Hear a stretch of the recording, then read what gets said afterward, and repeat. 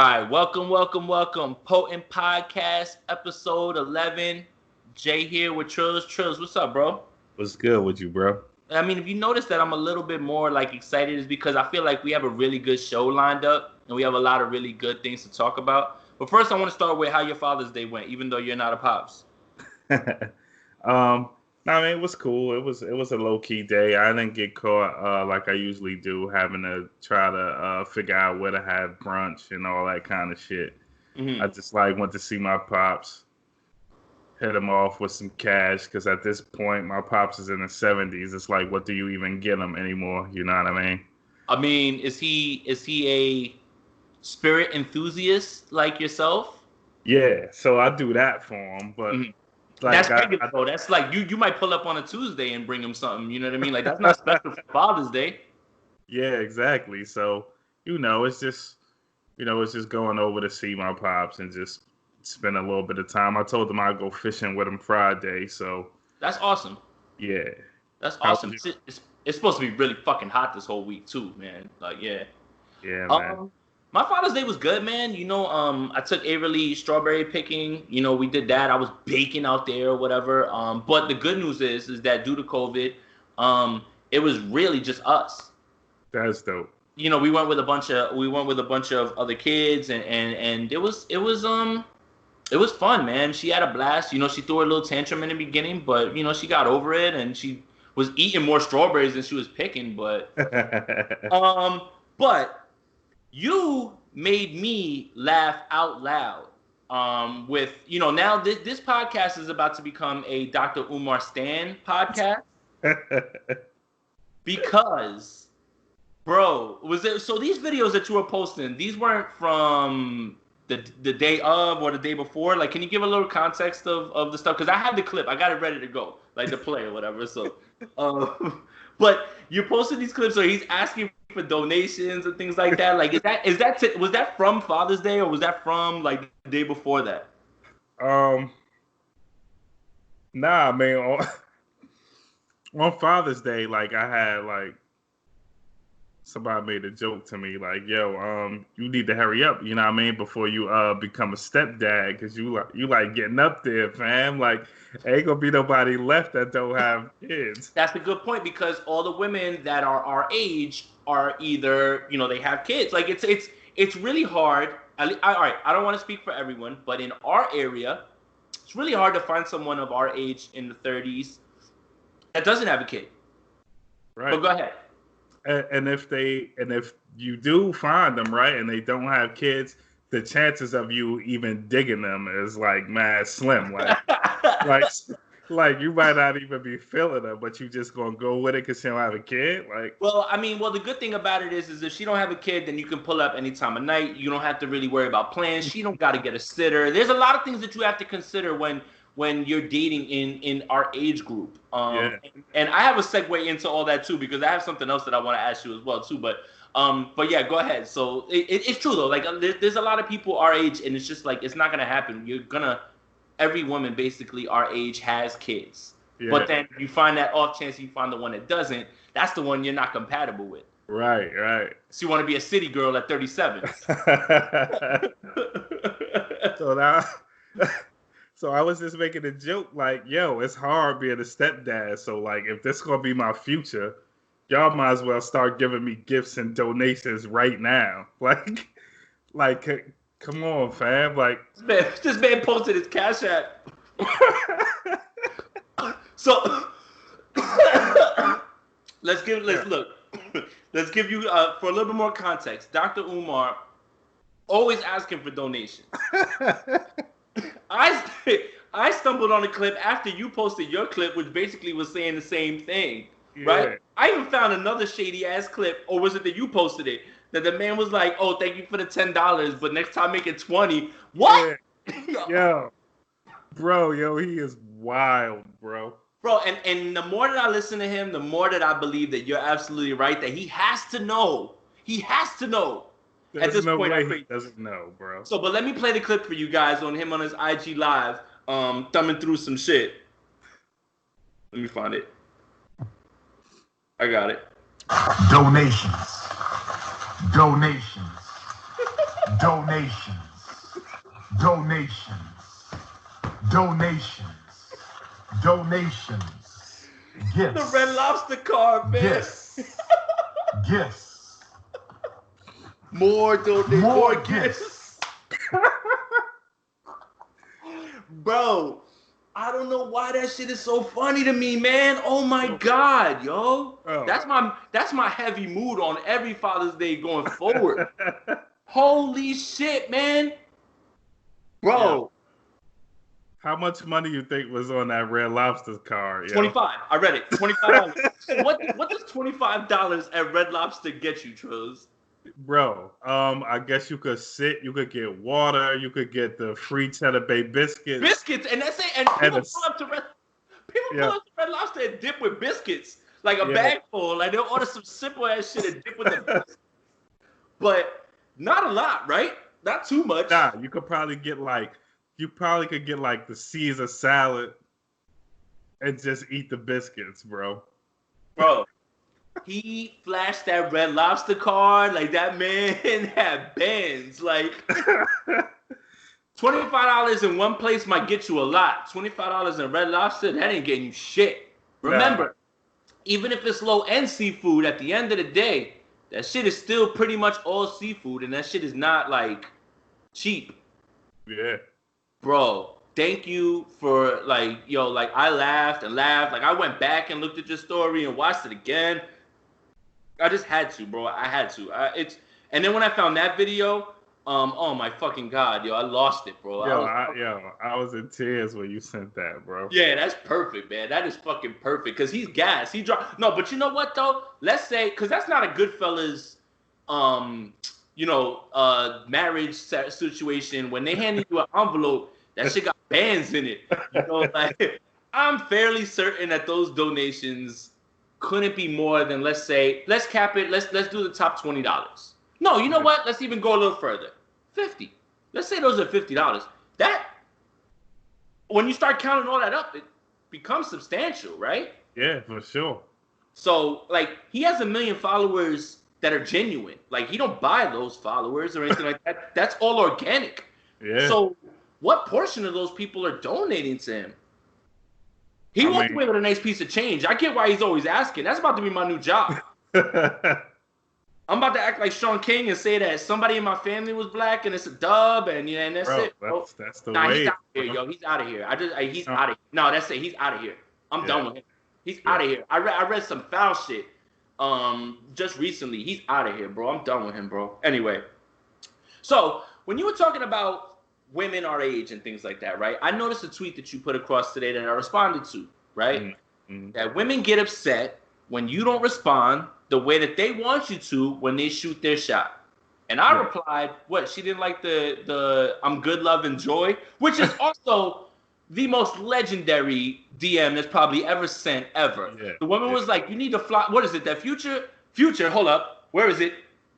She belongs to the streets. Future was DMing with somebody and trying to fly her out, whatever, because that's a drop in the bucket. That's nothing to fly chicks out. If you're a rapper, right, that's nothing. That's your assistant can take care of that for you, right? Like, book these flights and whatever.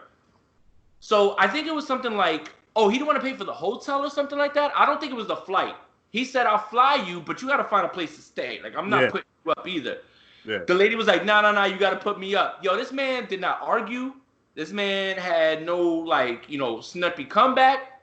I'm good, love, enjoy. LUV, enjoy is like the sassiest clap back, like easy, like wash your hands of it, like that's crazy. So I think it's interesting that you brought that up because it's funny, right? Like we're in a place now where women and men, we want everybody to be equal, everybody get equal pay, things like that. So I also think that goes to when you're courting.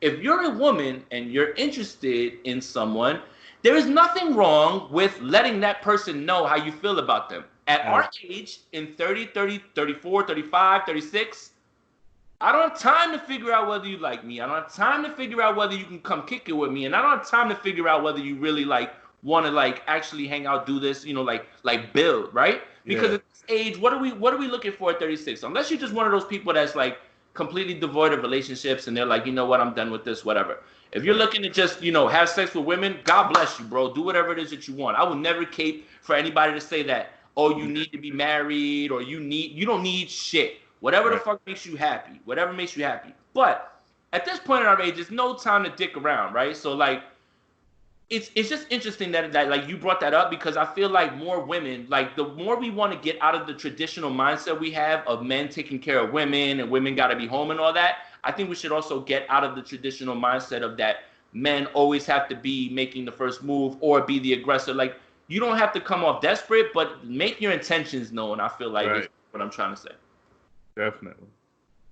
I just thought that was funny that you put that out there. And it just reminded me of the Future thing. Like, I completely forgot about that. Like, how many, like, I know Pee Wee Kirkland's a legend in 2 games. How many games is Future a legend of? Like, I need 56 bands for child support. I'll give you $1,000.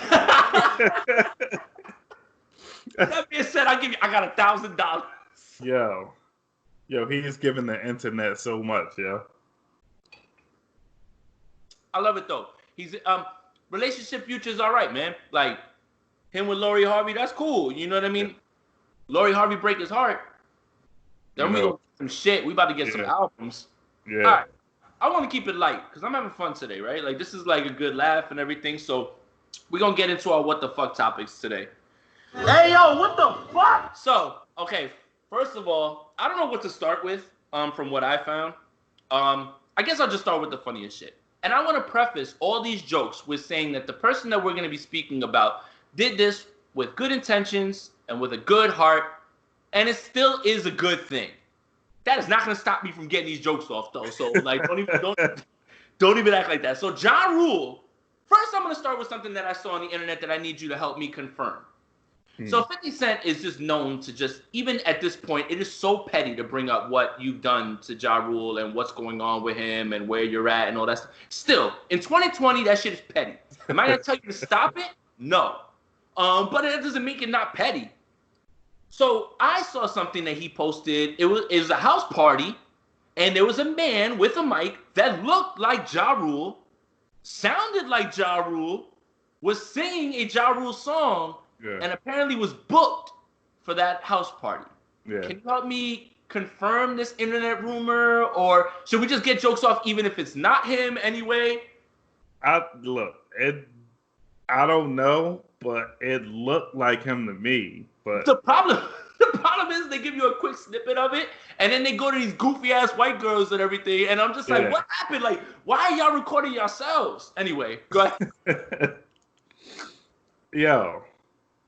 I don't know, man. Like, what is going on, bro? I thought the low point was gonna be the Fire Festival. I thought the low point was gonna be the Fire Festival, and if that's true, oh my God, man, what bags are we missing out on then? We should be pulling up there. I mean, when everything gets clear, like if he's somebody in the comments was like, he got $180, a bottle of Goose, and a blunt or whatever. He was like, but no transportation. He still had to take his cab home. So what is happening with Ja Rule if that is the case? Please tell me that this isn't true. Like, it's all fun and games or whatever, but this can't be, right? Like, I mean, like, things Ja I mean, he's the type of dude that I could see him, like, doing something for his kids, you know what I mean? Like his kids' friends or some shit like that, but that look like grown-ass adults. And where is that? Because y'all all got the Rona. I hope that shit is not before all this or whatever. Yeah. So we'll start with that, and I'm gonna do some more digging into that to figure out if that is him, because 50 Cent could just be posting some bullshit. It was a guy who, 1, looked like him, 2, sounded like him. But the only skepticism I have is that karaoke's really big now. And it's really fun. Like, it's way more big than it ever was, I feel like, especially with the older crowd, because we can go get drunk and then sing the songs that we like and laugh about it. Yeah. I think that shit is really fun, honestly. Like, I've done it like 2-3 times, and I enjoy that, honestly. I think that's just funny. So it's not out of the realm of possibilities that is what happened. But for the joke's sake, the Ja Rule thing is like, that's ridiculous. But that's just the first part. So this is something that actually happened.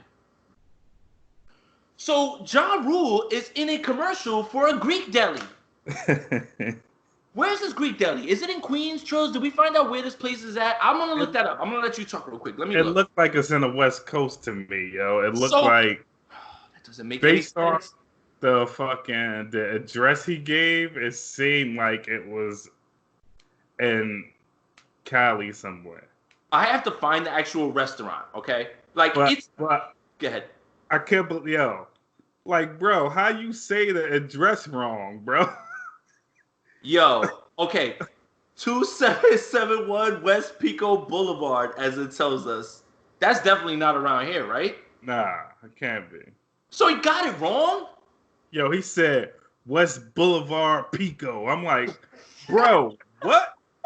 Like, how you put the boulevard first? Like, what's going on with you, fam? Bro, if I could interject with a Simpsons interjection, a Simpsons reference, the episode where Mr. Burns is rigging his own film festival and he's on the horse and the horse just takes his ass across back and forth and he just falls. He's like, we did 30 takes and that was the best one. That's exactly it. Like, how did anybody who was filming that let that shit flop? Yo. How do you think it was like a great idea to not be able to pronounce anything, bro? Even to Zeke, bro. Send him the script, man. Let him practice it. Look, yo, he was reading it from the phone, bro. Whoa. If that does not encapsulate 2020, I'm not sure what will. My question is this. I don't even know the fucking question, Ja Rule. Like, I just like, here it is. So I prefaced this by saying that he did say on TBS on some show, right, that he was going to help a small business during COVID. That's amazing. That's great. Absolutely. To even have that thought, that's great, man. I'm not gonna lie. Come on, we're still gonna get these jokes off, like I said, but you still have to understand what that is, and to have that sort of heart to even think that way, because nobody else would think that way. Right. Is really cool. But the star power that Ja Rule has at this point in 2020, I'm not certain is what your Greek restaurant needs. Yeah. Read the room. What the fuck, man? Like, but I just, oh my God. And then, of course, that's actually happened. So you know who picked that shit up and run with it. Like, if you're Ja Rule right now, right? I don't want to say that another man's living in your head, but he's living in your head. Yeah. You are making moves knowing that 50 Cent is going to see this shit. Yeah. And continue to kill you online for it. Yeah. Every single thing he does, he has to think about 50 now. That's fucking crazy. I couldn't imagine living my life worried about what another man is going to do. Like, you know what? Maybe if 50 Cent and Ja Rule pulled up on each other and they fought, I don't know. I'm not going to say, for sure. Maybe Ja Rule could beat him in a fight. But what you gonna do when a man attacks you online every single time you post something, and then that shit gets carried all over the place? You can't even look in your phone. Like, you have to literally make thoughts about, okay, if I do this, 50's gonna take this shit and jump it on a meme or whatever. Cause you know why? 50 is petty as fuck. Why, bro? Let it go, man. Let it go. We get it, bro. Oh my God. But I swear to God, that Greek commercial. Hey, yo, what the fuck? Oh my God, bro. I just don't get it, man. I don't get it. But let's keep it going, okay? This one has a little bit of a well, not now because nobody's outside, but this next one has a little bit of chance to go a little bit left because these are people that are actually like making threats and stuff like that now that I was looking in it or whatever. But so a Drake and Busta Rhymes record leaked, which was like, at first when you see that come across your timeline, you're just like, man, it's some fake shit. Like somebody like put a mashup together. No. Yeah. I could tell. This was Drake. Thank Me Later Drake. Yeah. Maybe even Comeback Season Drake. Like right when he first got the Young Money. Because you got to remember, for the people that don't do the Drake history, before Thank Me Later came out, Comeback Season had plenty of beats that would sound like Backpack. Drake was a backpack rapper. And people didn't like that, right? Beats from Ninth Wonder. The Think Good Thoughts song that's a Ninth Wonder beat with the Anita Baker sample. Yeah. He wanted to rap. So Busta gets on live with Swiss, and Swiss is upset about this. Swiss didn't produce it. It was a Dilla beat. Right. So Drake says to Busta that he want, or he didn't say to Busta, but apparently Busta was explaining it in a way that he wanted to be on a Dilla beat, and they did it. This was at a time when, I don't know if everybody remembers, Busta Rhymes was on Cash Money. Yeah. Drake was on Cash Money. Yeah. Who has the pull to pull a Dilla beat? Drake understands. Right? Right. So that's beside the point. The song was cool. I listened to it. I was like, oh, this is cool. You know what I mean? Like, yeah. Like, you can tell it's dated because of the way Drake sounds. Busta's going to sound like Busta in every era. That's different. Sure. That's different. And I'm not talking about him sounding the same with flows because Busta's one of the most versatile, whatever the fuck. Now he just be doing the like he could do it any other way. He can still do it any way that he wants, but that's the bag that he's in right now. Drake, you can tell this is dated. Like this is like before Thank Me Later. I would like to put it like right before Thank Me Later in the middle of that Comeback Season album, like right there. Because when he gets it, because Thank Me Later is his most manufactured album, Drake. Manufactured in the way of they were just like, we're gonna give you this beat, we're gonna give you this beat, we're gonna put this feature, we're gonna give you this guy, we're gonna do these things. Yeah. And then after that, Take Care is just completely like Drake is like, I've got my own shit, I'm doing my own thing, and I'm gonna make my own music.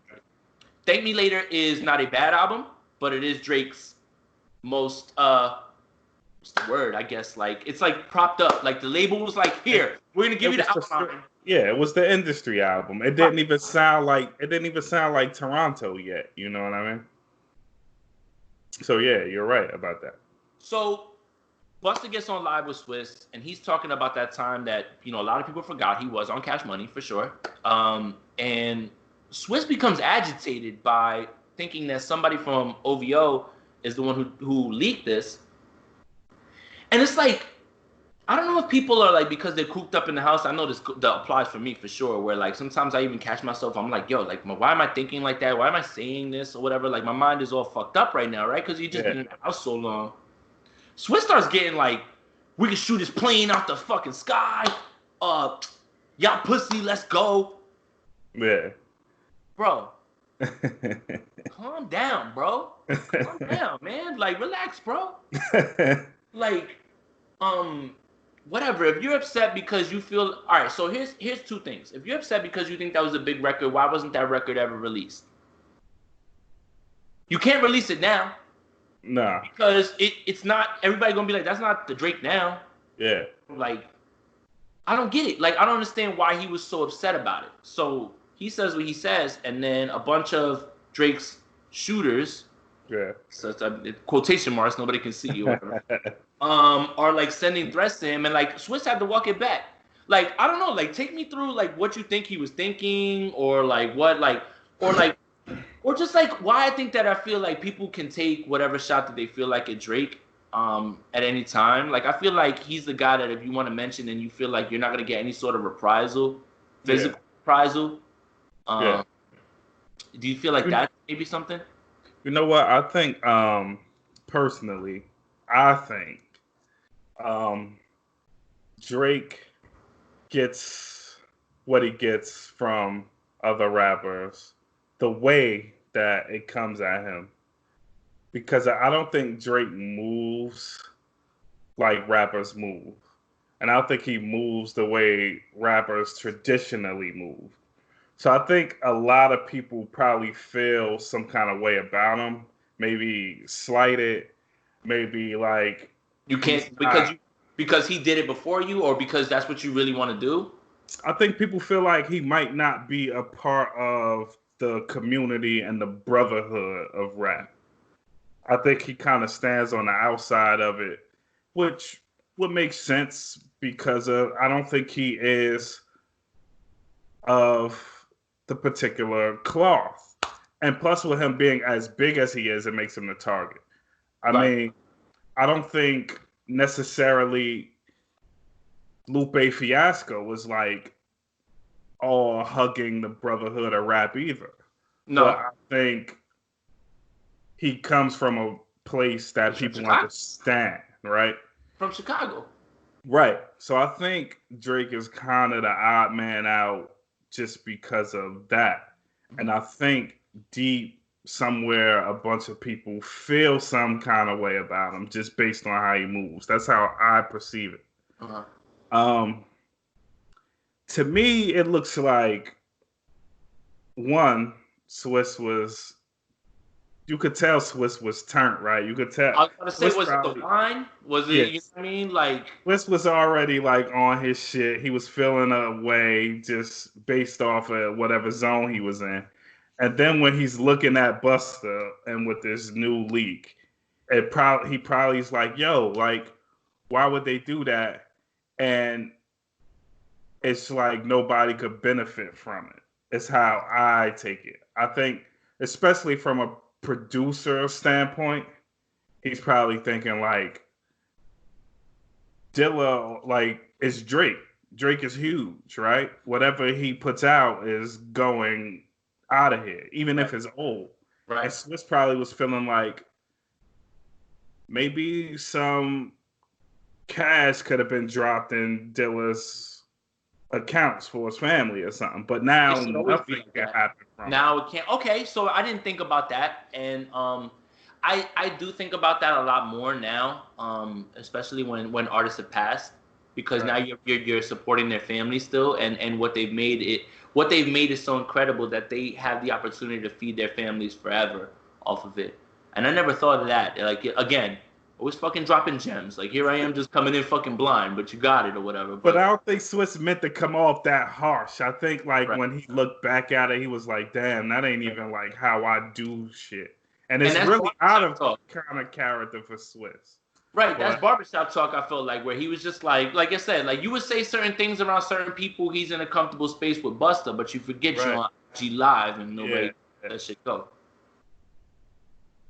They've collaborated too. Like like it just came off weird. Like Drake ain't gonna say nothing about it or whatever. But Yeah. apparently, a few of his shooters are saying stuff or whatever, and it made Swiss walk it back. So I thought it was, I thought that was okay to Look, bring man, up. this is rap, man. It's what's supposed to happen. I know we want everything to be progressive, right? And we want Contact sport. it just is what it is, bro. And like your people's supposed to come like that. You know what I mean? And And I start to think about that with me and you because even the platform we have, let's say we even like got to like a bigger space, like things that we say would upset people and rappers would want to come see us. Like if I call somebody's album trash, I'm not doing it because it's personal, because I just didn't like the album. You know what I mean? But when you know how sensitive artists are when it comes to shit like that, like oh you yeah, for don't sure. ever want to hear that shit, especially somebody that big. You know what I mean? Like, so like I think about all those things. Like hip hop is for sure a contact sport, and I think any genre, people are protective of their art, and they should be. Like you're sensitive about your shit. That's why there's so many talented people that like still don't have the drive to show that shit to anybody just because of their own personal feelings. Yeah, Like yeah, that's a lot to get over. I don't think people understand that. Like even something like hearing your voice over, there's a wall that you have to clear. Like yeah. before you can, before you feel comfortable. And That's even when you feel comfortable, doesn't even mean that you're ready to let anybody listen to the shit. You're just like, okay, this is what my shit sounds like, and I'm just gonna start working on my shit. right. But yeah, it should be nothing. I'm sure it'll blow over. He's already apologized. What's the next versus battle? Because that's a good segue. So, Hey, yo, what the fuck? so, so I just want to give you an applause before we start. You absolutely what you said in your prediction and your preparation for this versus battle was 100% true. And I have to say that I have to eat a lot of crow because I didn't think so. And it's just like I felt like I thought I knew all the Alicia Keys big records. Yeah. And then like I didn't even watch the battle. I'll tell you how I know who won.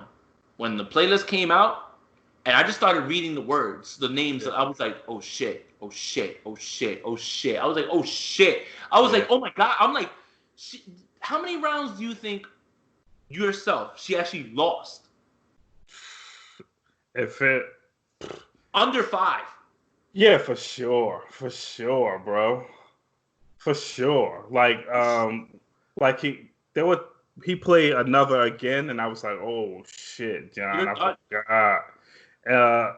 Then he play, of course, when he plays Green Light, you're like, oh, okay, you got this. But that was like a handful or under a handful of times, man. I love Green Light. I love that song. That song's amazing. Yeah, but Alicia got some shit, bro. And like, not just like that song was good, like shit, bro. Like you feel it, like, and you go back to a time and to a moment, like she Yo, got because you know what I forget too? I just forget. Like again, this is my fault. I talk shit about people who forget, don't do the history, don't remember. I just forget. You see my boo pop up and you realize how big of a song that was with Usher at the time, and how like how insane when you heard that they were gonna be working together, you just immediately were like, this yeah, is about to go. And then to have that song be that big and that good, yeah, like there's a long time where she didn't miss. yeah. I discounted that because the first two albums are pretty fire. Oh, for a fact. Yeah. Yo, speaking of, we just came from Drake. That fucking Unbreakable. unthinkable, bro. Oh man, Yeah. bro. Unthinkable is bro. See, Bro. that's one that I saw in there and I was like, whoa. I was like, I fucking forgot. And props to Drake for that. Yeah, I Like mean, everybody wants look, to make their jokes about him with the ghostwriting and all that shit, but you don't really realize that he actually really writes too. So like it's not all one thing, and it's not yeah. all the other, but like there's still you have to remember that stuff about him too as I well. mean, Like that. his backing vocals add some Right. extra ambiance to that song. 100%. And 40 did his thing programming that shit, bro. Like, that's not just Alicia Keys. That's one of the sexiest R&B songs probably ever made. Like, if you make a top 100, if you throw that in it, I'm not gonna be mad. Like, No. I mean, that's definitely got to be a top 100. Yeah, for sure. that's a vibe, bro. Yeah, man. You're definitely right about that. Like I said, I knew the songs going in.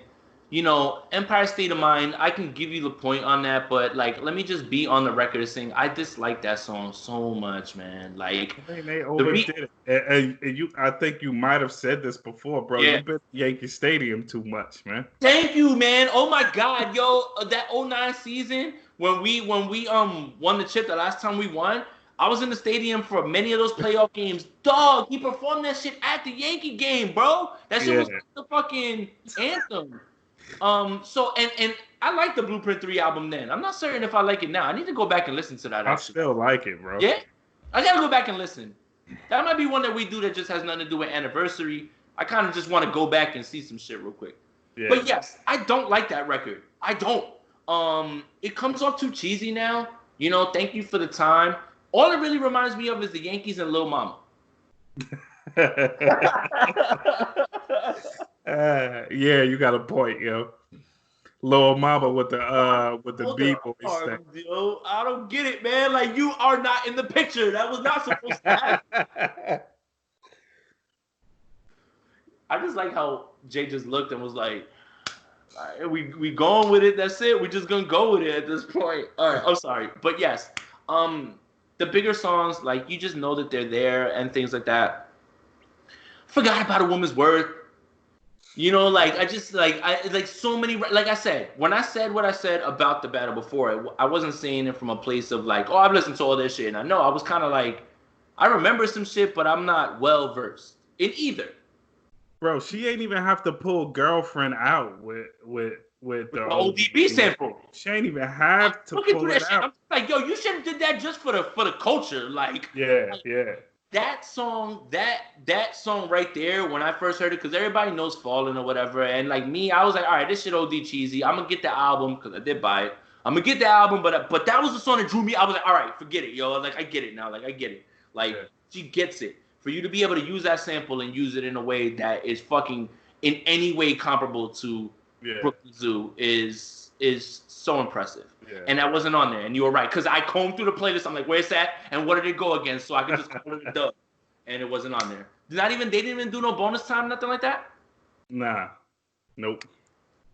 But yeah, I mean, look, man, there has been a few years now where she's been like all in her inspirational bag, and people like to make fun like the song is cheesy and I don't like it and all this other shit.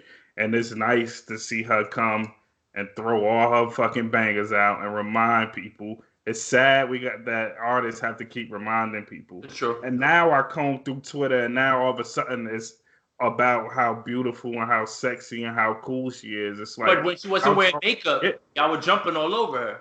Like, how'd y'all forget? Right. Like, how you forget Alicia Keys is swag, bro? Like, it's crazy.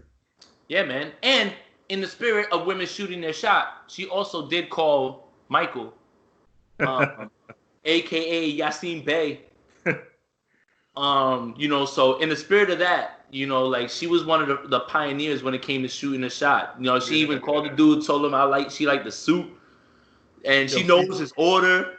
She shot her shot at a nigga that eat collard greens with hot chocolate. She was wilding, but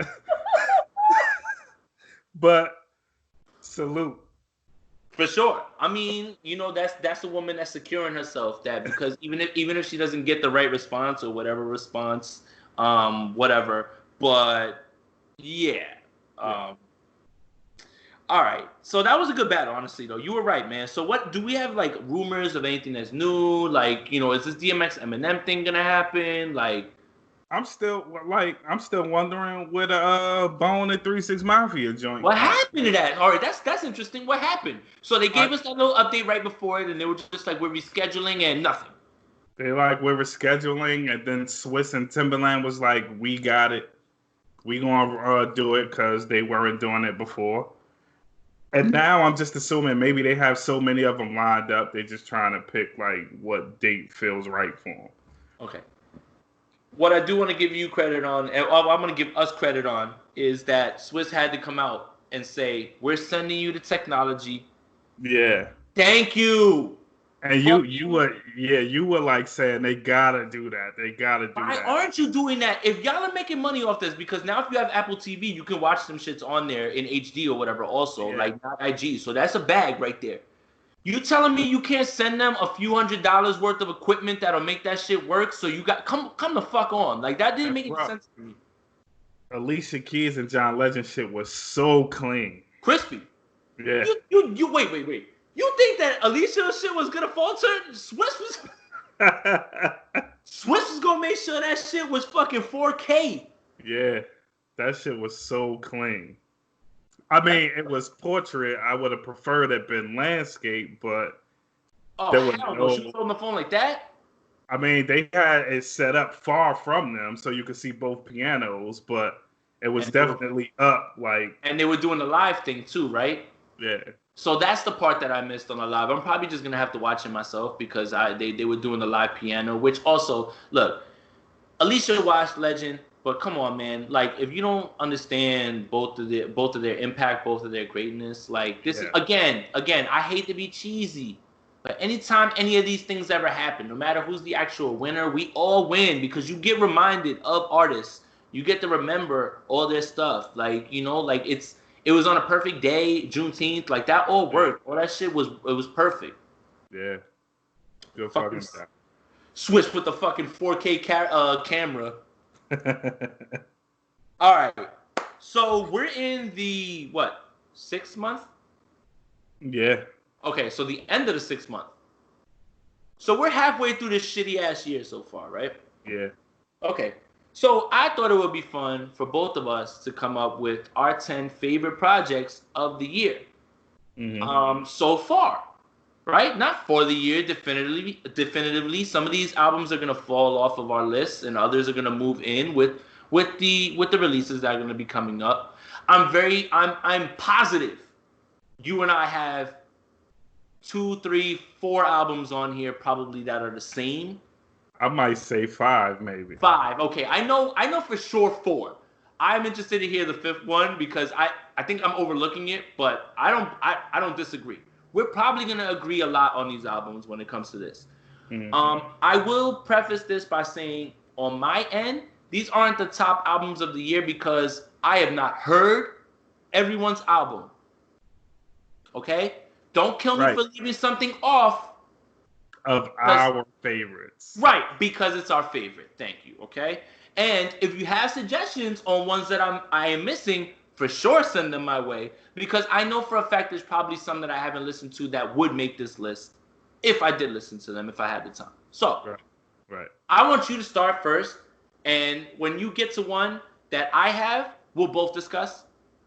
When it's one that I don't have on there, I want you to tell me about it, and I'll jump in wherever it is. Okay. No order. We're not doing 1 through 10. Right. Because there's no way to do that. Like, I'm done doing it. I didn't even play myself to try to order it. Fuck that. I just wrote it down the way they came to mind.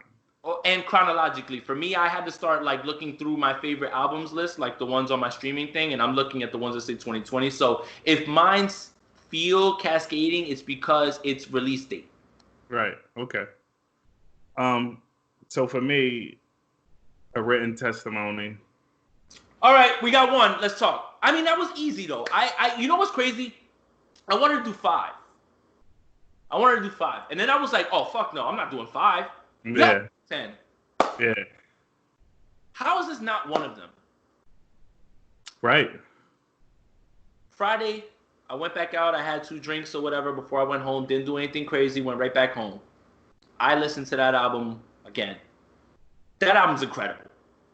And now I have to listen to it probably one more time in a few more months. But I'm fairly certain that I might be able to label that shit a classic. Yeah. Okay, go. Lulu. That's 2. Yeah. So Alchemist, Lulu. Wait, say the third one. Gibbs. Alfredo, man. Alfredo. Yeah. And Boldy James. Yeah. Which I found by accident. I let my shit on Tidal was playing on Alfredo. Yeah. I went to go in the other room. I came back in. That shit was playing. Yeah. That's another collab album with Alchemist. Alchemist got a producer of the year wrapped up. Okay. Let's talk about Lulu first. Because we already talked about Gibbs. Gibbs, you know what? Let's toss that. We reviewed that already. Listen, I'm not tossing it, but I will tell you this. The album that I listen to on repeat is Alfredo. Yeah.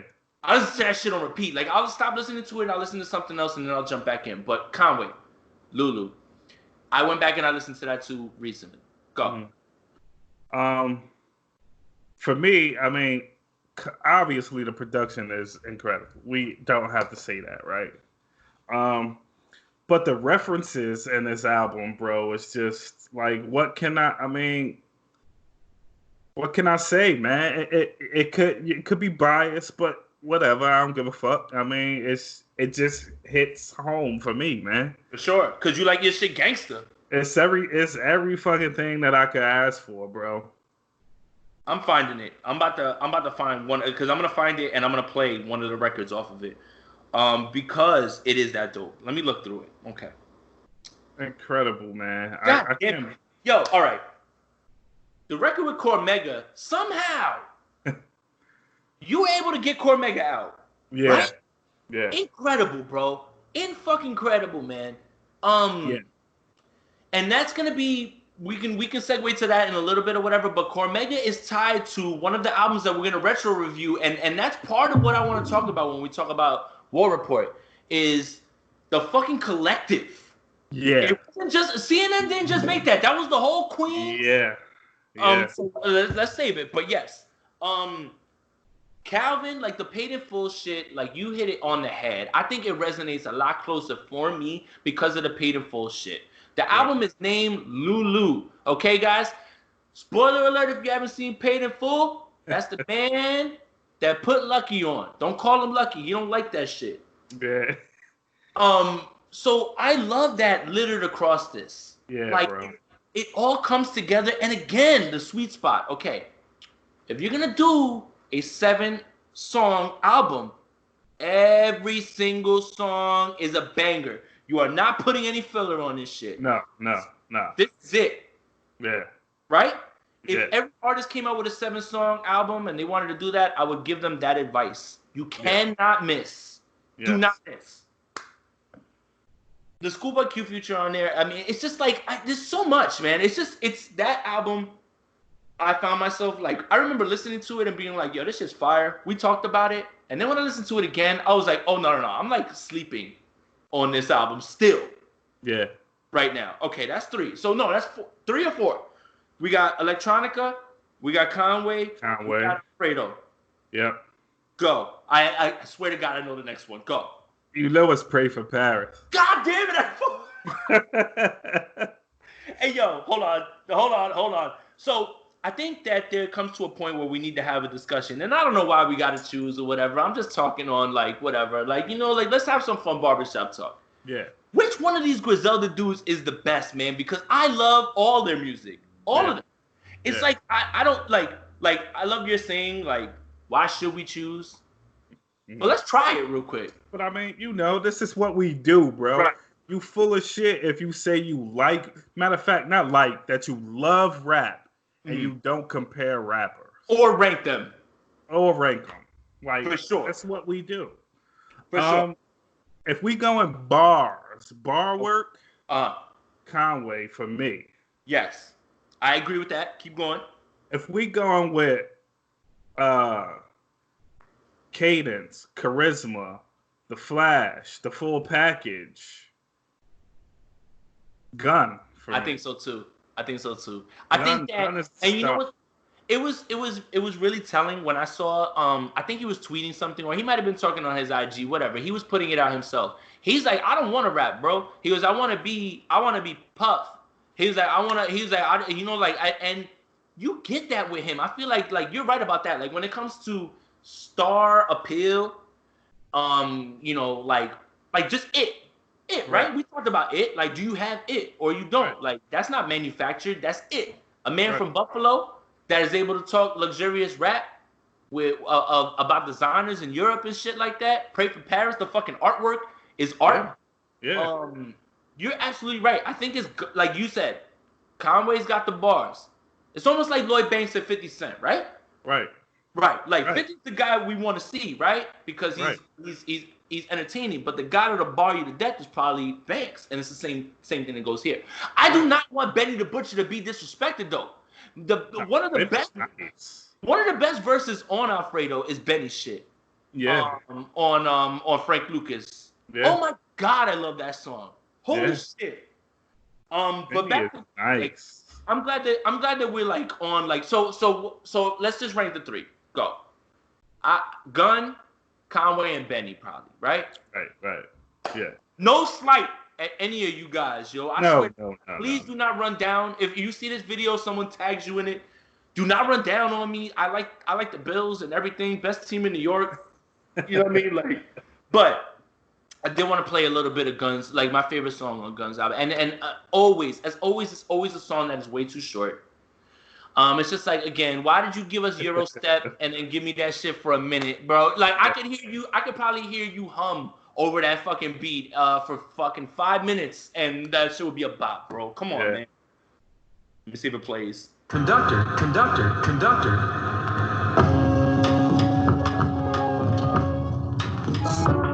Hey, yo. That shit smell like Project Hallway. Hey, yo, fucking on Sakai and 911 sauce out, hopped out, big drum on it, had to sort them out. All right, no, chill. I'm not gonna play that shit. Good God, man. It's so hard, man. Holy shit, man. Like, yo, let me tell you something, bro. I don't stay in the hood anymore. But I don't care about that. I still put my windows down. The music's still up. You scaring white people. Hey, whatever, bro. I mean, whatever, bro. Look, you know how many times they scare me? It's a different kind of scare, but a scare's a scare. Fuck it. Hey, go ahead, man. I've been riding so many times with Allah sent me here to be a king, just up so loud and like I know we just talked about Father's Day, and I don't want to come off as a bad parent, but I listen to this shit with Avery in the car too, or whatever, yo, and she be popping, man. Like, you know, like she, you know, like again, you can impress whatever it is upon your kid you want. So, but I can imagine you riding around and people Hey, man. Whatever, bro. Hey, Whatever, I feel you. bro. I'm I've not from been a in. place like that either, though. So I'm not from the hood at all. I'm not. Um, the city that I'm from is a fucking bar town. Yeah. But I'll ride around that bitch. Oh, yo, matter of fact, the spot that I live in now, Yeah. when I drive around listening to that shit, better believe that the same shit is like that. And then the fucked up part is when they look in the car, they're like, I'm wearing a fucking Spider-Man shirt right now, bro. Right. Like, you know what I mean? Like, it doesn't make no sense. Man, listen, man. I'm making up for all the times I've been in a bar or some place like that, and I had to hear fucking Leonard Skinner's "Freebird," bro. That shit don't make me feel great. No, But man. There's white people songs that go up. oh Like, yeah, oh yeah, like Living on a Prayer, that shit'll go oh up, yeah. like, anywhere, whatever. You Anytime, with it. anytime. But y'all kill us in those bars or whatever with the white people shit. I'm down with it all or whatever, but y'all be going over the top where it's like, yo, like, hold up, man, you gotta turn this shit off, like, change this shit up. Look, Read man. the room. Anybody knows that I'll listen to anything, bro. Of course. Like, you know what I mean? It's Like, if you play, I don't know, Let the Bodies Hit the Floor, I'm gonna be really soup. But when it starts to sound a little too how am I gonna put it? Deliverance. I'm good on that. So I'm glad that you brought that up because System of a Down was trending the other day. And I had to remind people on my timeline that Toxicity is a fucking whole slap. That whole What? album's a fucking slap. Yeah. And the things they're talking on that album, listen to that shit now and see how much that shit really relates to what's going on right now. That's scary. But I mean, the Albanian boys was talking a lot of shit on that And, album. Classic. I don't know the guy's name because I'm not gonna act like I do or whatever. Because I will be honest with you, that is an album that's the only album I've probably ever heard from them. Mm. Because I used to listen to it a lot in high school. Mm-hmm. That lead singer is a lead singer. That's it. He's a lead singer. Yeah. Like, that's what the fuck he is. And he's perfect for them. The cadence, all that shit on Psycho. Yeah. For him to put that cadence together, if I saw Psycho live, I don't know, bro. Like, that shit would like send me off. Hey, man, mosh, bro. Yeah. Nah, chill. I'm too skinny for that shit. I get washed, yo. Fucking get washed in a place where people that look like me or whatever. They're like, what the fuck? Like, I'm supposed to be safe.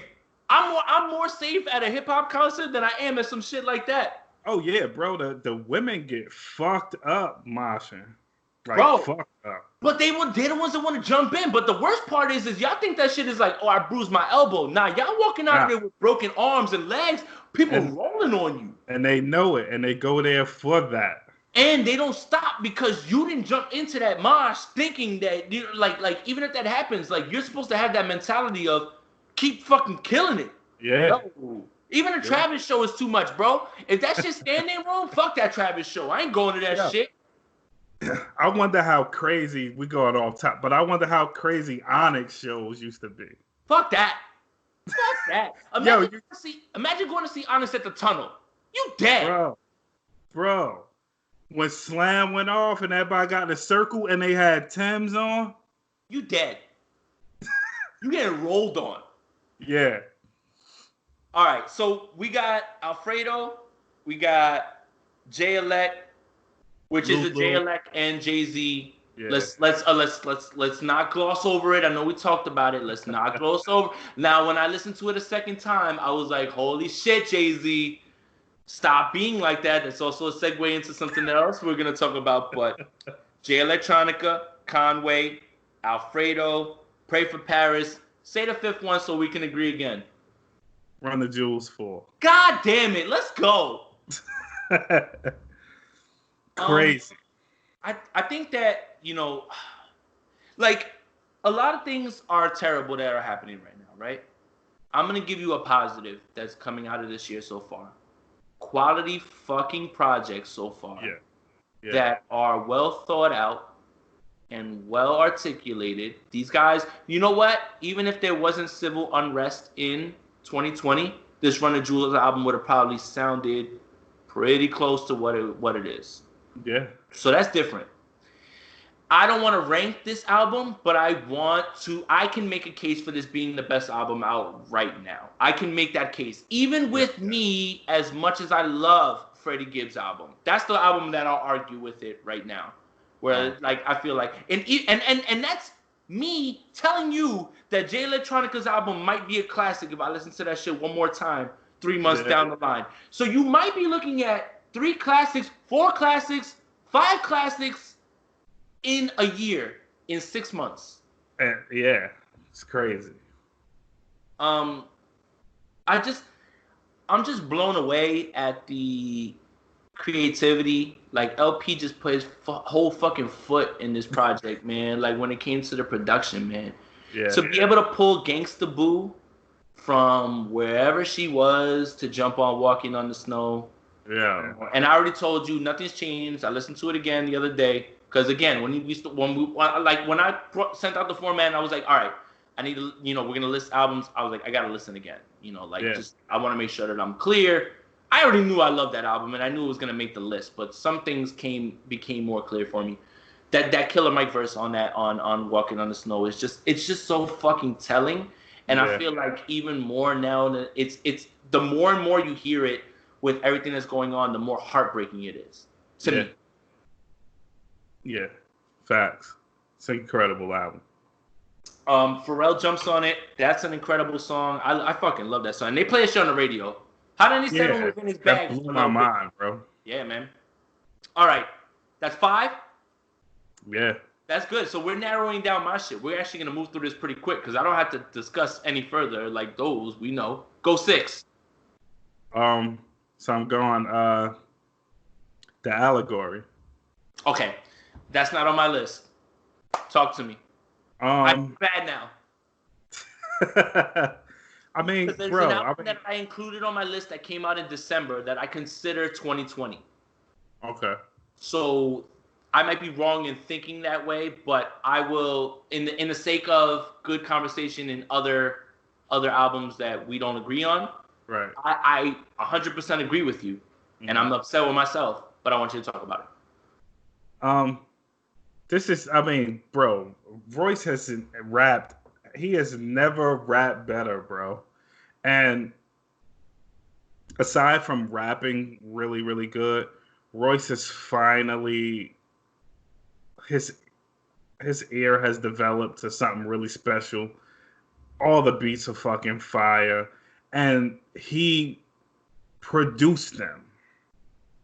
Wow. Royce produced every song on the album, and he just started producing. Stop right there. File that under things I didn't know. I swear to God, Trills, I didn't know that. Bro. That's incredible. Unbelievable. He produced it all, sent them to Primo. Primo told them, drop the snare here, turn this up, turn that down. There's no shame in that. And you know what? Even if you're a seasoned producer, if I was somebody that was a veteran or a GOAT, I would send my beats to Primo too and also be like, yo, what you got, yo? So there's no shame in that. Bro, that's remarkable, bro. Wow. I'm floored. I'm floored. And so many incredible verses, bro. Like, all the Griselda verses are fucking insane. What else can I say about it? I mean, we could say what we it's just... the messages, too. Yeah, and one of the things that I want to piggyback off of what you said, man, is at this point in his career, at this point in his life, you don't see very many rappers ascending. Right. Like, people don't get better in rap. Right. Let's keep it a bean. They either are consistent or they fall off. Guys don't get better. Generally, right? You're right, yeah. Generally. Yeah. No. Listen. That's not a blanket statement on every rapper. No, for the most part, you are absolutely correct. How many rappers have gotten better? You get better. Like, I already thought, like take me back to 2015 and I would have told you that Royce the 5'9" is one of the better rappers in the world. Bring me back to 2020 and I can tell you that he's a better rapper than he was then. Yeah. I don't know what else is left to say. I am really ashamed that I don't have this on my list. I should go back and listen to it again. For some reason, I don't know why. I don't know why. I can't put my finger on it. I'm not even gonna try it a roundabout way, figure it out. It just didn't it didn't hit me right away. Yeah. But you know what's crazy is, you know what I do a lot of times? I recognize that there's a fucking dope album because I know the album's dope. If anybody asks me off the street, like, what do you think about I know it's dope. I know it's dope. But an album being dope, an album being that I listen to, isn't always complicit. It's not synonymous. Right, exactly. So I think that's what it is. I'm gonna go back and listen to it though, because you're absolutely right. And now that I just found out that he produced all those songs, it gives me a new lens to listen to that with, because that's even all the more impressive. Listen, I wrote every single song that I've ever recorded. Right. I produced none of them. Yeah. And I recognize how hard that is to do that. And if I had something that I wish that I could do, it's that. Yeah. Yeah. Because beats are what pull you in. If the beat is trash, I don't want to hear what you have to say. You might be saying the craziest shit I ever heard in my life, but it's going to be hard for me to get through it because the shit is just not, like, you have to find that heavy, like, you got to find that medium. Yeah. Yeah. Okay. So that's what, 6? Yeah. Okay. Keep going. Right. We're going to get another one. Music to Be Murdered By is on my list. Really? No, that's not on my list. Go. Talk to me. For a while, even on the album that people liked M's album before this. I thought that was good, but it wasn't like, like, let me go back to it. What was that? That was Kamikaze, right? Right. See, and before you start, that's kind of how I feel about many Eminem albums. Mm-hmm. But go ahead. The last Eminem album that I actually play, and people think I'm crazy for it, but I do play Relapse. Because it's a lot of Slim Shady on Relapse, and I like. Relapse. That's not his face on the cover. Relapse is the one with his face on the cover, right? Like, with all the pills. Yes, that is Slim Shady, because he has a song talking about. Oh my God, what's the song? Where he cracks on Christopher Reeve. Yeah. I remember that one. I like that song actually. Eminem, I hate you, whatever. Yeah. Yo, come on, man. You have to do that or whatever, at all. All right. So Relapse is one of those ones that you play because again, when I liked Eminem, I liked him for the silly shit and I liked him for the over the top shit, right? I didn't like Recovery. That shit was all them rock songs with like Pink and shit on there or whatever. And I was just like, I don't get this shit. Go ahead.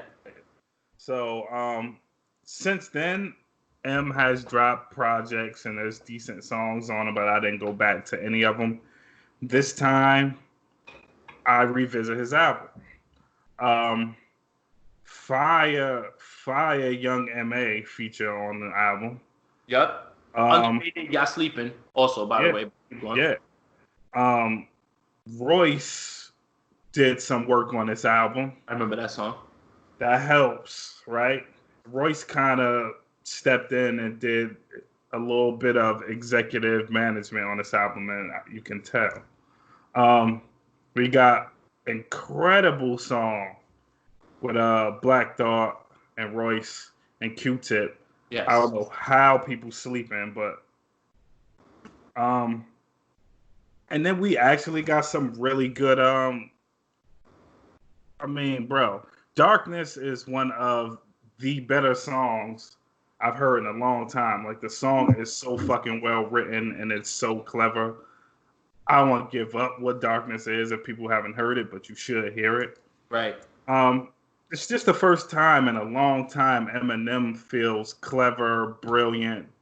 The rhyming is good. There's no weird, funny voices. Right. All the features are great. I mean, for me, as I keep going back to it for certain songs, and a lot of the songs, and that's an accomplishment for the top 10 of the first 6 months. So, yeah. For the first year. So I'll be honest with you, Trills. I haven't listened to this album once. That's understandable, though. So it's just, look, I don't know how to voice this opinion about Eminem without coming off, I don't know, whatever. Look, not whatever. I understand how good Eminem is. I really fucking do. Trust me, I do. when a man gives Jay-Z a song that he had with Royce, Jay-Z heard the verses, then wrote his or spit his verses after, and still did not listen. I understand Eminem. I understand it. But when I see his shit pop up, I just be like, whatever, bro. Like, I don't know. Like, I can never get to it immediately. Like, you know, it doesn't hit with me. Like, I feel like one of his best album to me is Bad Meets Evil. Because Royce keeps him, like, all right, bro, like, listen, I'm going to, like, bar your ass to death. You better try to chop that. You know, like, we're going to be competing on this whole album. Right. You know, like, sometimes his music loses me, man. And that doesn't take away from where I feel Eminem is in our culture, where I feel Eminem is in the placeholders of lyricists, which are 1 fucking 2, whatever it is that you want to, like, argue, you know, like, anything like that. If you want to say that Eminem's one of the best rapper, rhymer of words, I might not fight you on that shit. I really wouldn't. Bro, Big Daddy Kane and Rakim are goats. Yes. They are goats. But at some point, you keep swinging and you keep missing. People not checking for the pitch next time. That's just how it goes, bro. Right. And he has to do something. You have to do something really good to spark people's interest again, and it just is what it is. The problem is that the reason that now I'm like hyped to listen to it is because you said it. Anytime Eminem's albums come out, everybody says that shit is hot, and I don't believe that with everybody. Like, I don't, like, you know, like when somebody puts something out, you immediately like, all right, this shit is fire off the rip. Like, I wind up listening to it, and I'm just like, I don't feel the same way. You know, so like you said, like, I'm not gonna be looking for you no more if, you know, you continue to strike out with me or whatever. Right. All right. Where are we at? 7 or 8? Was that 8 or 7? That should be. That's 7. 7. You got 3 more. Ignatius is on my list. This is how close that album made it. This close. Yeah. I swear. I fought. See, again, I put an album on my list that's from December, and that one was one of the ones when I was going through, I was like, I really fucking like this album. So now we have to have a discussion, right? Because we were talking about it, and, like, spoiler alert, whatever. One of the retro reviews today, Kiss of Death came out. Yeah. Kiss of Death, to me, and I think we kind of are on the same page, is Jadakiss's best project. It's up there for me. It's up there. So is Ignatius above that? That's tough. I mean, because it's maybe it's too soon to say, but for me, I do like Ignatius better. Really? Right now. Right. Yeah. I wouldn't fight you on that, honestly. Like, you know what I haven't done? Like, we're gonna do that retro review of his, and we haven't listened to it. I didn't get a chance to listen to it. The other 2, I didn't listen back to it either. Right. I haven't listened to it in a while. I remember liking that album a lot. Like, I remember that album being out with Hunger for More, and me liking Jada's album better and getting a lot of heat for it. Yeah. And the worst part was, I was the biggest fucking G-Unit stan at the time. You know what I mean? Like, I wasn't trying to say it like I was trying to make that happen. You know, they didn't miss. You know, like at that point. But yes, this album really got close for me. I think, like, it's got everything. It's got, like, Hunting Season is incredible, yo. Like, it's like, yo, that shit, like, even now in 2020, again, you're driving down, you know, wherever it is, listening to this shit. That shit is ignorant as hell. Yeah, and you gotta fucking love that. Yeah, man. You have to love that. I mean, and whatever I feel about Pusha T now because of whatever he handled with Drake's beef, like, I didn't like the way he did that shit. Like, if that man wanted to win that battle, he could have just barred that man to death. Like, he didn't even have to do all that shit with the kid or whatever. Like, you don't get no points for that. But whatever. The people will give you the dub. He fucking, like, he walks all over this shit, man. I'm just like, yo, like, him too, man. Like, look, again. Bush is a GOAT rapper. there's times where I tell people to get out of the subject matter, and I'm like, whatever. But I don't think I want to hear Pusha T rap about anything else. But nah, man, give us what you do best, Push. Exactly. I agree with that 100%. What's your favorite song on the album? On Ignatius. Yes. I mean, you want me to not say Hunting Season? So, I mean, all right. What's another song that you like on the album? I like the joint with 2 Chainz. Okay. I really do like that. Mm-hmm. Kisses to the Sky is good. I really like that. Good. We're definitely not gonna be on the same page with what my other favorite song is on this project.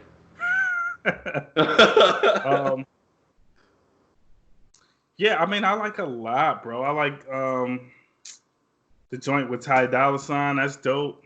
That's my favorite song on the tape on the album. That's it. Hard. That's my shit. That is the shit. It's somehow Youngberg has carved himself into a better lane than he ever was. Like, if any of you guys out there who don't know Hitmaker, it's Youngberg. Yeah. That shit is crazy. And him and Ty, they don't fucking miss. They don't miss, bro. Yo, look. I don't know if we said this already on the pod, but I am gonna reiterate. Anytime your song says featuring or FEAT Ty Dolla $ign, I am gonna listen to that song first, probably, and I'm probably gonna like that song the most on your project. Yeah. That's my favorite song on the tape. So I was gonna wait for you to like go through all the introspective songs, which are towards the end. The harder songs, which are obviously to the beginning. He has a little bit of he has a few women's songs on this. Yeah. Like I think it's like 3 or 4, right? Yeah. All so right. I mean, that's what I really like about this, man. For me, it feels like the first time that Kiss found like some like real good balance. Like he feels like OG adult, like he's supposed to. Right. And the gangster shit is still in there. And I hope like he continues in this direction. Okay. So what we at, 8? Yeah. All right, so 2 more. Let's see. Believe it or not, man, people might not believe me, but I like. You give me one of these that I never even like thought of or anything like that. So go for it. I like the new Toronto 3, man. Oh wow, Tory. Okay, so talk about it. Again, yo, it feels balanced to me. I mean, he could have shaved some stuff off. Okay. But top 10 in 6 months. I like it, man. I don't disagree with you. It didn't make my list. I don't disagree with you. It didn't, but I thought about it. And it was there because, again, chronologically, I'm going through my albums and I saw it there. And I was like, you know what? This does sound like it does belong in the conversation. For me, unfortunately, it didn't make mine, but it was definitely, like, all the ones that you're talking about, the Jada one, like, I had to go back and forth with a few of them. It's just like, I'm not certain. Like, I knew for a fact we were gonna nail like 4 or 5 of them like that. Like, I knew that. But yeah, I you know what? I think that also Tory has done a great job of capitalizing on his moment. Yep. Having music to support that, because I don't want to make this seem like the quarantine radio was the shit that lifted this project. I want to make it seem like Tory Lanez is in a good space right now, creating as well as he could in a time when we need to, we need as much content as possible, right? Like for the culture, right? Like we don't want to distract from issues, but we need stuff. Like we need something, like you guys got to give us something. And he's done a great job of, I think this all happened like at the right point. Like he's hit a point of his artistry where like the stuff that people always used to say about Tory, like, yo, like, we don't know him, like we can't connect with him, has completely changed now. So like I think it all kind of came to a headway at the right point, and this project is like the result of it. Yeah.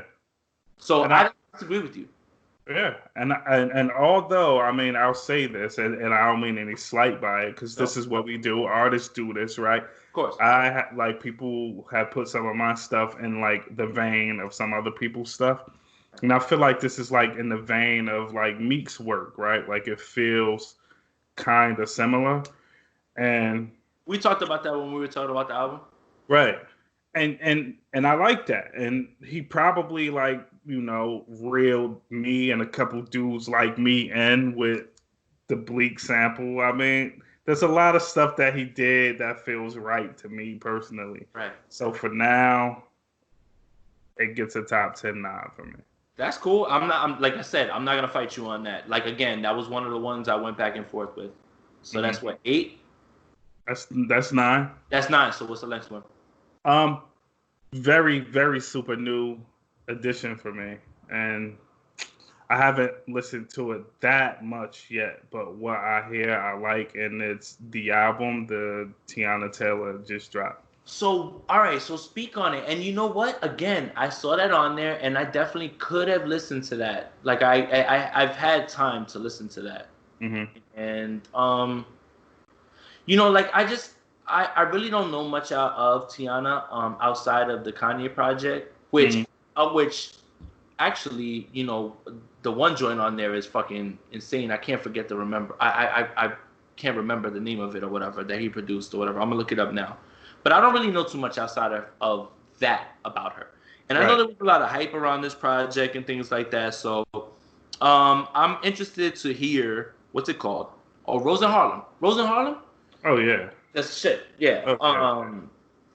But see, that's Kanye at his like most like simple. Like that's it. Like you know what's that gets me so fucking mad at him again, yo. Like anytime we talk about it, it's like you can still create those songs. That's a fucking very basic beat, and you were able to just loop the sample at the right point. Like it's just like. Look, man, when Kanye is stripped down, simple, and he is at, for lack of a better word, at his blackest, he's insanely good. Fuck him. He gets me so mad. When he goes off to do like, yeah. But yeah, you could tell when he's when he's like in Chicago mode, and you could tell when he's in Calabasas mode, and they're different things. I didn't want to talk about that, but yeah, like that's the song that I really remember from her. So I want you to speak on the new album because I want you to like make me listen to it, like make the pitch what you've heard. Look, it's still very new to me, man. I listened to it one time, but I really like what I heard. It does. I mean, it's a nostalgic thing. The nostalgia is plugged through it. So I have to ask you. Does this have a 90s vibe? Because I know the Grace Jones cover. I get that. The Grace Jones cover. I get that. Like, my mom used to listen to Slaves to the Rhythm. Yeah. Like, I get all that or whatever. I get it. Yeah, it does. It does. Okay, so it does have that vibe. I like that. That's what gets me tight about Azalea Banks. You tease me with that same sort of lane where the girl who can rap or whatever, and then, like, you dip and, like, you do some other shit and, like, and now you're crazy. Yeah. But go ahead. So, yeah, I mean, that is mostly what grabbed me listening to it in the car, and I was like, oh shit, I can't wait to hear this again. Okay. So I felt like I couldn't not, based on how I felt, I couldn't not give it the nod for people to listen to. 23 songs. I mean, she got Lauryn Hill on the last one? Yeah. Wow. Yeah. I mean, you got Lauryn Hill and Erykah Badu on that. Wow. Right off the rip, I didn't even see that. I just looked through the credits real quick, and when you see that, so what's different about this album than this Kanye album? Kanye involved in this in any way? Is this just her like being in her like best creative space? She's pregnant. Yeah. That's crazy. To me, it seems like she like really got into her creative bag and got a jump start after that last album. And probably because of how it went, because there was a little shaky, right? Like it got pulled back and then it got put back out. It got reworked. Like I feel like she got a boost, especially like once she put the video out and it had Woo on it. I feel like that like clicked and she got the inspiration and she just went crazy. See, that's interesting to bring the pain vibes or whatever. Like, this is again, like, and if I was in a position to do things like this, I would do the same thing and like pay homage to the things that actually inspired me or whatever. Yeah. Like again, you don't know. Like again, it goes back to what you said about with with Jay Dilla's bag, right? Like making sure that he gets, whatever money, right?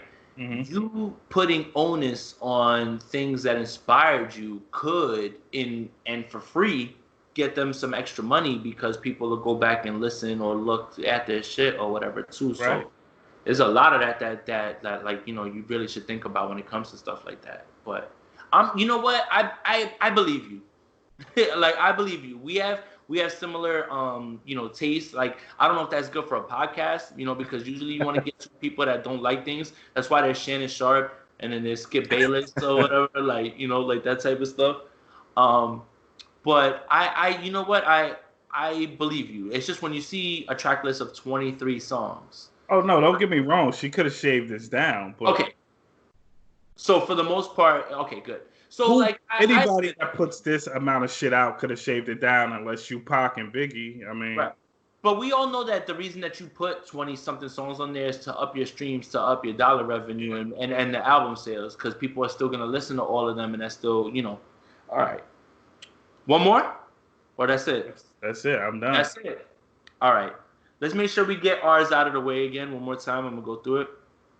Alfredo, Run the Jewels. Yep. Pray for Paris. Yep.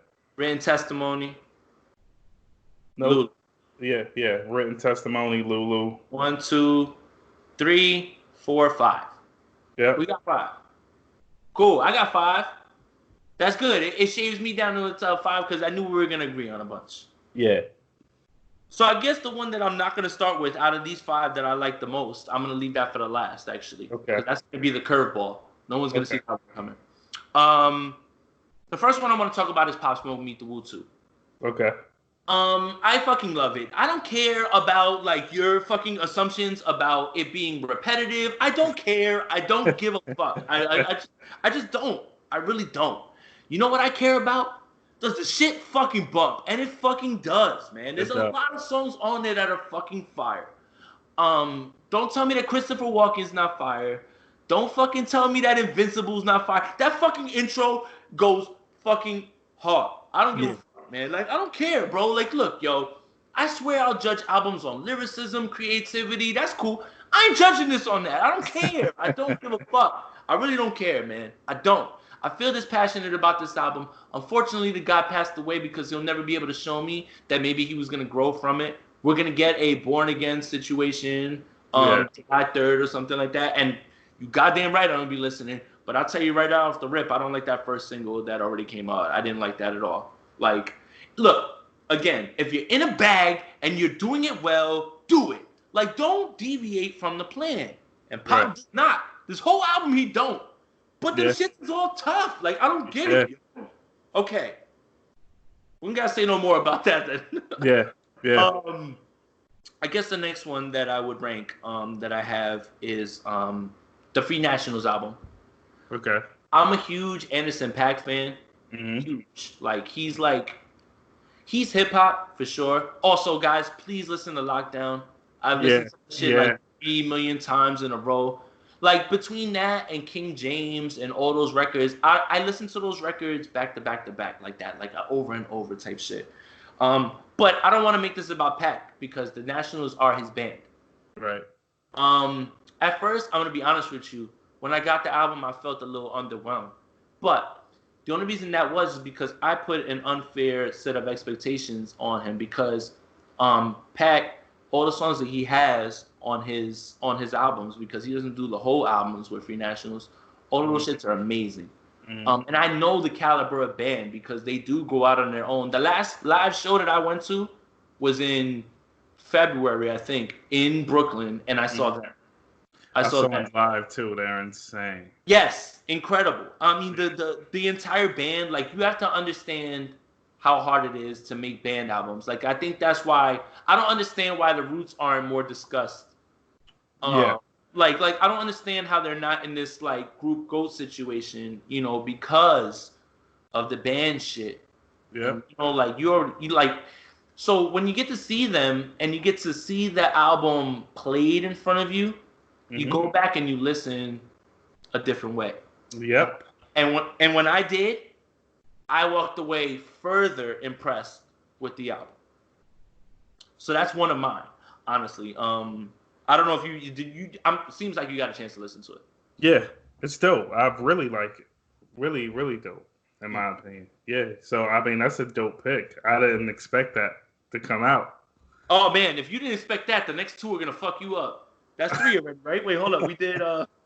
Yep. The next two are gonna fuck you up. Then I think. Look, again, this year, everything that I'm feeling based on this is all about grabbing good moments, and I think that what these albums all are that for me, right? So, and that's like one of them. Like that's the last good moment I feel like I have. Like I was there. Innocent Pack came out for Gidget. He jumped on the fucking drums and sang. That shit was incredible. Yeah. In it was a small venue. Like it was like as big as my like fucking like living room into my kitchen. Like it was a small venue, and we were all packed in. And that was like the last time that we were able to go outside. Yeah. But that listening to it there, when I went back and listened to it, it just like put it on a whole. That's dope. You got a more intimate experience than I did. Right, and I'm lucky for that. And because think about it, for the next guy that I'm gonna talk about, I bought tickets to his show in May, and he never comes stateside. Mm-hmm. He's never here. He's from Canada. Okay.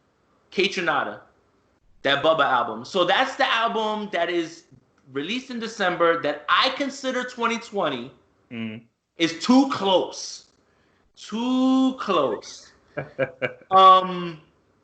What can I say about this album instead of like this? Kaytranada has 2 official albums, right? Mm-hmm. So let me give you a little bit of background if you guys don't know. I know you know. Mm-hmm. Let me give you a little bit of background if you guys don't know Kaytranada. Kaytranada is a producer from Toronto. His influences derive from everywhere. There's something on this album for everyone, and all of it is hard. It's a guy who understands the pocket that he's in, is comfortable. 99.9% is fucking incredible. There's like barely any lyrics over that shit. Barely any lyrics. Bubba comes out and oh my god, man! Like I can like go DJ with Sir, Vexo with Gold Link, like there's just like there's so many highs on this album, and as far as creativity goes, you'd be hard pressed to find an album that has this much across it. Yeah. Mick Jenkins. His contribution, he even stole one of the interludes and made a song out of it as well too, which like there's just a lot going on in this album. I really, really dug into this album because of the sounds. It's so incredible. A man from Toronto is able to, and again, like I told you, I bought tickets for his show in May. He never is stateside. Thanks a lot, COVID. But he's never stateside. He's always touring in Europe. Yeah.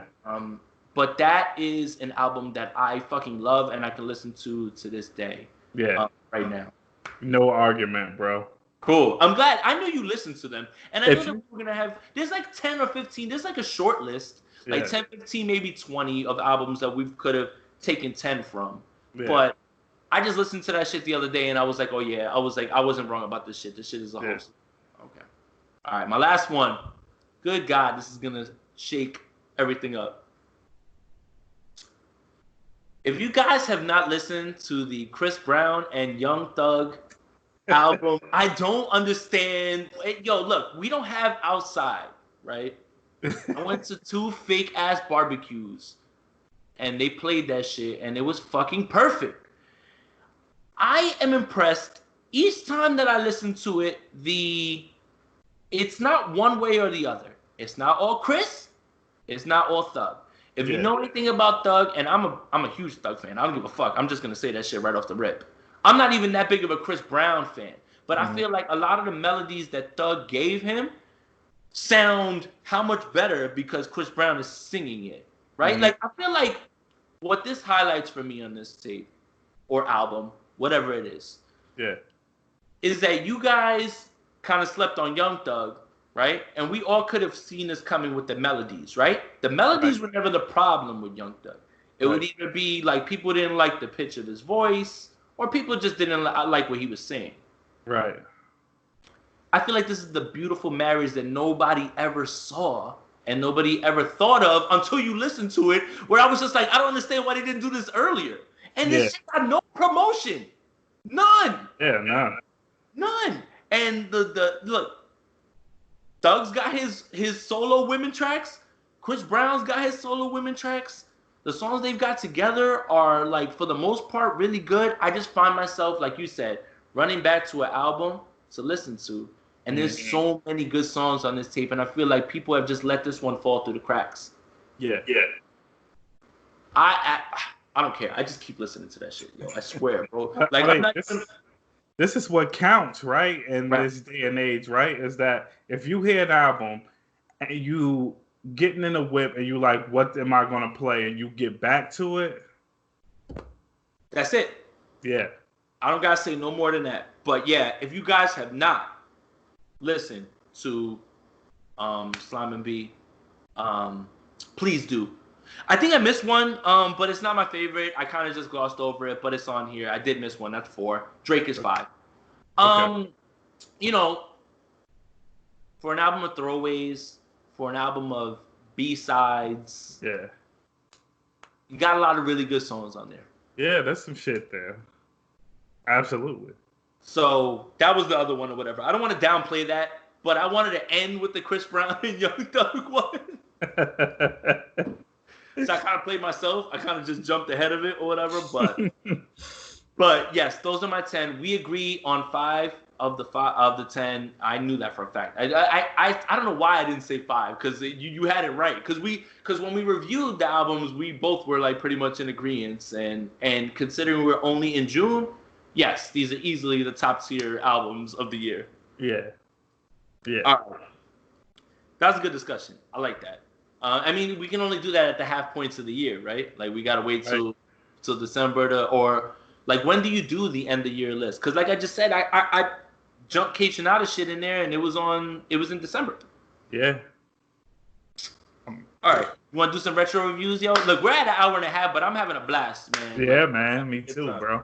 All right. Well, I mean, we only do one show a week, so it's not like, you know, if y'all just like, oh, get these guys off of here, then you shouldn't be listening to us. All right. So, in my pursuit of making sure that we review albums within the time when they've actually come out, you know, like, I don't know where the fuck I got that Biggie one from. It's June. That shit didn't come out till September. Yeah. I apologize. I got caught by the fake news. But we wanted to do some retro reviews from albums that actually came out this past week, which was last week. Okay? I'm not certain what the dates are, but they did, and I fact-checked them this time. All right. So there's 3 of them. I told you we were going to add one towards the end or whatever. Well, towards the middle or whatever, the next one. But the first one was Capone and Noriega's The War Report. Yeah. Now, let me preface this by saying this album holds a special place with me. Like, this album feels like playing NBA Live with my brother in 1995 on fucking Sega over and over, and just listening and putting that shit on mute and just going and hooping or whatever. Even if I was losing, it didn't really matter. That was the bond. Again, my brother brought me into this shit. This is what this album feels like for me. Yeah. So it holds a special place in my heart, right? Like, before I go to re-listen to it, I already had this mindset of, this album is close to me. I'm sure it's still great. I think after listening to it again, I got to down tick it a little. Just a little. Mm-hmm. Just a little. Yeah. Like, yeah. I had it at 5 of 5. After listening to it again, I got it at 4.5 out of 5. Mm-hmm. Okay? That's no slight. Still. No, that's completely understandable. Right. That's it. Like, it's just, again, through the lens of a 35-year-old at this point. Right. You know, I'm less impressionable, right? I have a lot of references to go for as far as like aging and what sounds good, right? I guess. Yeah. I still do not want to downplay at all this album at all by saying that. I guess I did that by saying that or whatever. But whatever. I'm gonna try to walk back. How a 4.5? I mean, look how solid that is. Right, but even still, an album that came out in 1997 in 2020 is still this good. And I think we kind of touched on it, but I think that what I really like this time when I listen to it, because we have now the hindsight, right? Like we're here now, right? So when you're listening to this album, you're listening to it in that time period. You don't know what's going forward. You just got what's behind you. Now we're a little bit older. We've got what's behind us. Yep. The collective, like this is what people don't understand. It doesn't happen like this anymore. People from other movements in your town, coming together and helping you craft this in the smallest of ways. Not, I'm gonna have a whole verse on this. Not, I'm gonna have 2 verses. I'm gonna say 2 lines. Keep it moving. Yeah. This signifies unity in Queens. Yep. Busta Rhymes is in the background of this album. Yeah. I think there's and the only reason that I'm gonna downtick it is just pure lyricism. That's it, really, honestly. Like when you start to like listen to it or whatever, like listen, Capone, Noriega, no disrespect, but we weren't necessarily looking at you as the lyricist, right? But the content, the cadence, everything, we believed you because of what you're talking about, but you weren't exactly elegant about it. Let's just say that, I guess. That's the way I'll put it. But I think that, like I said, I walked away from this with it doesn't make sense to me in my mind because we've never really lived in a place where this happens. Like this only happened in that time period. Yeah. Right? I guess Rough Riders, you could say, Rockefeller, you could say, but nobody ever really went in on one person's album and did as many contributions. Yeah. Havoc's all over this album. You can tell, right, that like they nobody working on this was thinking about money. Right. Correct. Let's put that out there. Correct. Nobody cared about who was getting what percentage of the song. None of that. Correct. They were all kids. That's the other thing I want to I want to make sure that you guys know, Havoc, Prodigy, all those guys, Capone, Noriega, they're all kids. Yeah. Right? The other thing is you start to listen to the production, you start to understand. Oh, here's what I wanted to say. This is during a time when, how do I put this mildly? East Coast, West Coast tension is very much in the air right now, right? Yeah. When I talk about unity, right? I vividly remember this from the Beef 1 DVD. New York, New York, LA, LA is a direct response to that. And that is a bunch of dudes from their town, from Queens, that were like, we not letting this shit ride. Yeah. It's like New York been soft since Snoop came through and crushed the buildings. You trying to restore the feeling, but LA did that, right? Right. And I remember vividly from the Beef DVD, we were the only ones from the borough having that rep. That rep. He's like, check the facts, and we do check the facts, and we do know that. And I think that again, the hindsight allows me to remember all of those things and still be in awe of all of it. Yep. So the collective is really what I wanted to talk about because that's really, like you said, that shit wasn't money. Nah. That was a bunch of fucking Philly Blunts and White Owls and fucking and Hennessy or whatever and E&J or whatever and fucking just a bunch of people creating something that again we probably won't ever see, man. We probably won't ever see that again. Yeah. So, bro, what's your favorite song from the album? Yeah, I'm gonna put you on the spot. And if you want to look it up, it's cool. I'll give you a second. No, I know that.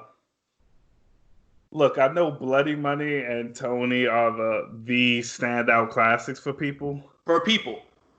But for me, go. And this might be weird to a lot of people that are fans of this album. I don't know. Thug Paradise. Thug Paradise is my shit. That's the shit.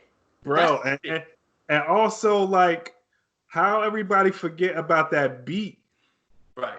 That seems like a lost beat that's not in conversations when we talk about Because it's so much. But that's what I felt when I listened to it again. I'm just like, oh shit. Like, you know, like I went into this thinking, yo, this shit is the 5 Mic Classic. And the first half, yo, while I'm taking a shower, I'm rapping this shit to the top of my lungs. I don't understand how I can't remember what I had for dinner yesterday, but I can fucking remember these fucking lyrics from 98, 99 somehow, yo. Like, it's crazy.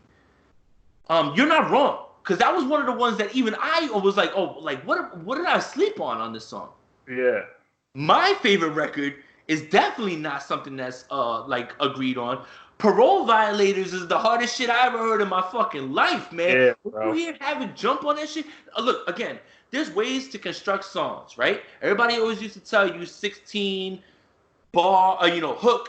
Yeah. 16, right? Yeah. Again, Parole Violators don't follow any of that shit. It doesn't even give you a 4-bar intro. Havoc's already on your ass. The beat is already looped. That is like Project Hallways, Queensbridge shit, like to a T, bro. Absolutely. And like that is really like, again, when you talk about albums that get you there, it's about albums that take you to moments. I never even been there.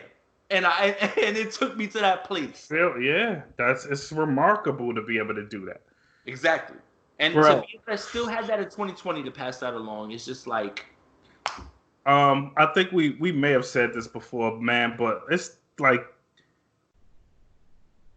give Havoc his fucking respect, bro. Yes, please. God damn, bro. Please. Because I don't want to see everybody popping out when Havoc tragically passes away or passes away whenever it is or whatever. Like, I don't think you guys understand what he's given how many people. And he didn't even do solo albums. You know, like everything was Mobb Deep. And then he just gave beats to Prodigy, gave beats to everybody. Your favorite producer's favorite producer is fucking Havoc, bro. Like, I don't know if you understand the whole 90s grimy loop shit. That's like Havoc is like knee deep in that shit, bro. Like, bro, understand, man. Like, again, do the history. Go ahead, bro. Crazy. Nas was the man, bro. Yes. But how much of Queensbridge went on to sound like Nas? Mobb Deep changed, like, bro, Mobb Deep is all over this album. Yes. The Mobb Deep influence is all through this shit. And you notice when it goes away, you know, like you remember what was the next album? It wasn't War Report 2, because they did make a War Report 2, and good God, they didn't. Yeah. What was the one? It was the green cover. They both had the bandanas. There was like, I can see. I can see. I'm gonna look it up, but I can see it right now in my mind or whatever. But let me see. I got it right now. I'm gonna tell you. It's The Reunion. Mm. Okay. That has some shit on it too, though. I don't know. Or whatever it did. But you can see when, like you said, you know, guys are working together at that point. You know, what helps, and that doesn't diminish Capone and Noriega in any way, because I'll be working with whoever I thought was dope at that time too, even if they were from my town, and it's just like, and that's it. Yeah. So that shout out to the Arrival Tragedy, bro. And yeah, so that's what I like. That's what I'm talking about. Collective Tragedy, Gaddafi, fucking Big Noid, fucking. It's like all the affiliates, like all you dudes who lived in the projects, y'all just really came together, man, and y'all really made an album like that. And the album cover is basic as fuck, like even still, whatever, like somehow it works or whatever. But it's just like, when you get to listen to that, that's what I walked away from it from. A lot of guys who put egos to the side, for just having fun and creating, man. Like that's like, it's so crazy how that's the goal for everybody, right? That's what it should be for everybody. Mm-hmm. And that's what these dudes did, man. And then, you know, everybody got springboarded off that, like, you know, if they weren't already. Yeah. All right.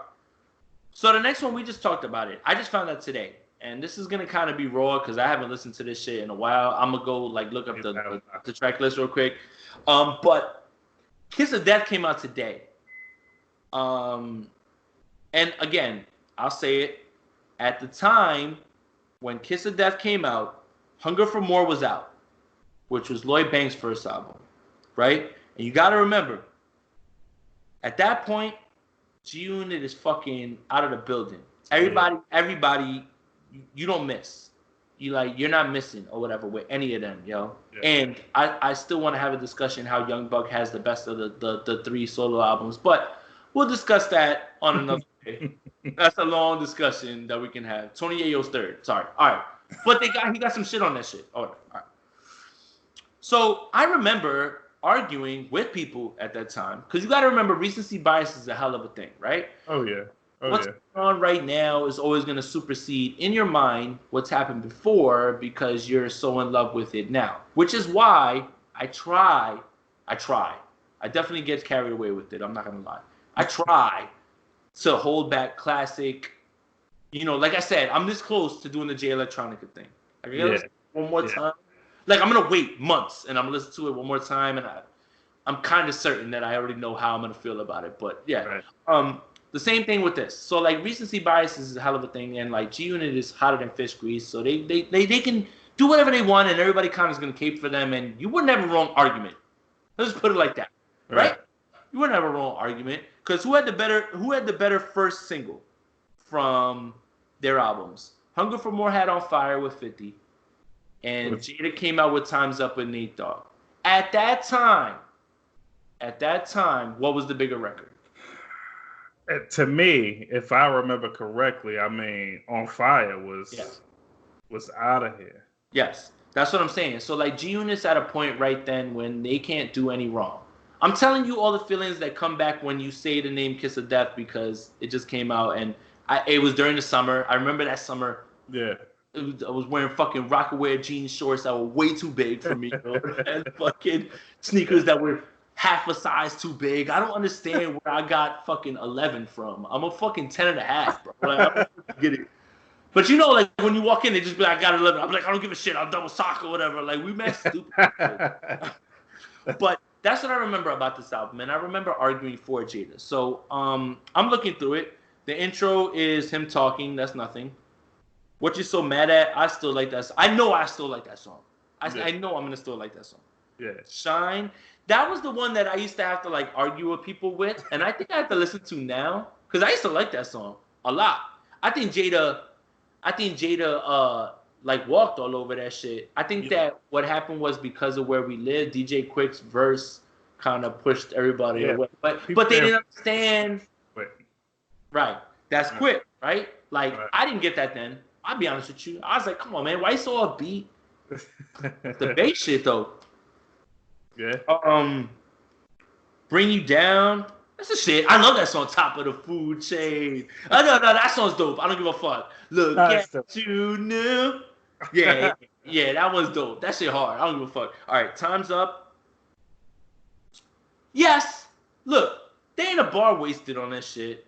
You know what I'm saying? I may not agree with the beat. Kind of felt like a little something like that Dr. Dre vibe he was trying to get. Like, he wanted a Dr. Dre joint. Yeah. And what's the Dr. Dre joint without Nate Dogg? Right. So I guess that's what that is. I'm good with that. I gotta listen to Why now. Why was talking about some shit back then or whatever, and I remember I know all the words and everything. It's just I don't think that's a bad record. I think that shit will be stand up. It's still a classic record. I think that'll stand up. That'll stand up. I think to the test of time. The Jadakiss and Mariah record, I'm gonna pass on immediately. I can hear it already in my head. I don't like that song. Sorry. I'm sorry. I don't. That's understandable. I mean, it's really too much. It's really that wasn't. Yeah, it wasn't made for us. Right. And Kiss knows that. That ain't for me. See, we were just talking about Ignatius. I think Kiss of Death got it, and we're gonna keep going. And watch when I start saying the records, you're gonna be like, yeah, you're right. All right. Hot Sauce to Go, I could toss that to the side. That's Jada trying to do something that's like you did. What is it? You did Knock Yourself Out with Pharrell. That was in a perfect bag. Yes. You tried to get Hot in Here or some shit or whatever, and that's why that song was never pushed from that. All right. Well, we about to get into some shit. The Real Hip Hop with the Swiss beats. Oh yeah. Okay. Jada and Sheik. Okay. Yeah. Shootouts. Jada and Styles. Yeah. Okay. Still Feel Me? Okay. the greatest Jadakiss record in the history of the world is next. By Your Side. I don't give a fuck what anybody says. Man. I don't give a fuck what any. So look at this streak. Look at this streak of records that right now in 2020 you haven't heard in a while. You could probably listen to right now and be like, yeah, you're right. Yeah. Real hip hop, shootouts, Still Feel Me, By Your Side. Yeah. Holy shit. That is a bag that Jadakiss has never, I feel like, been able to tap back into.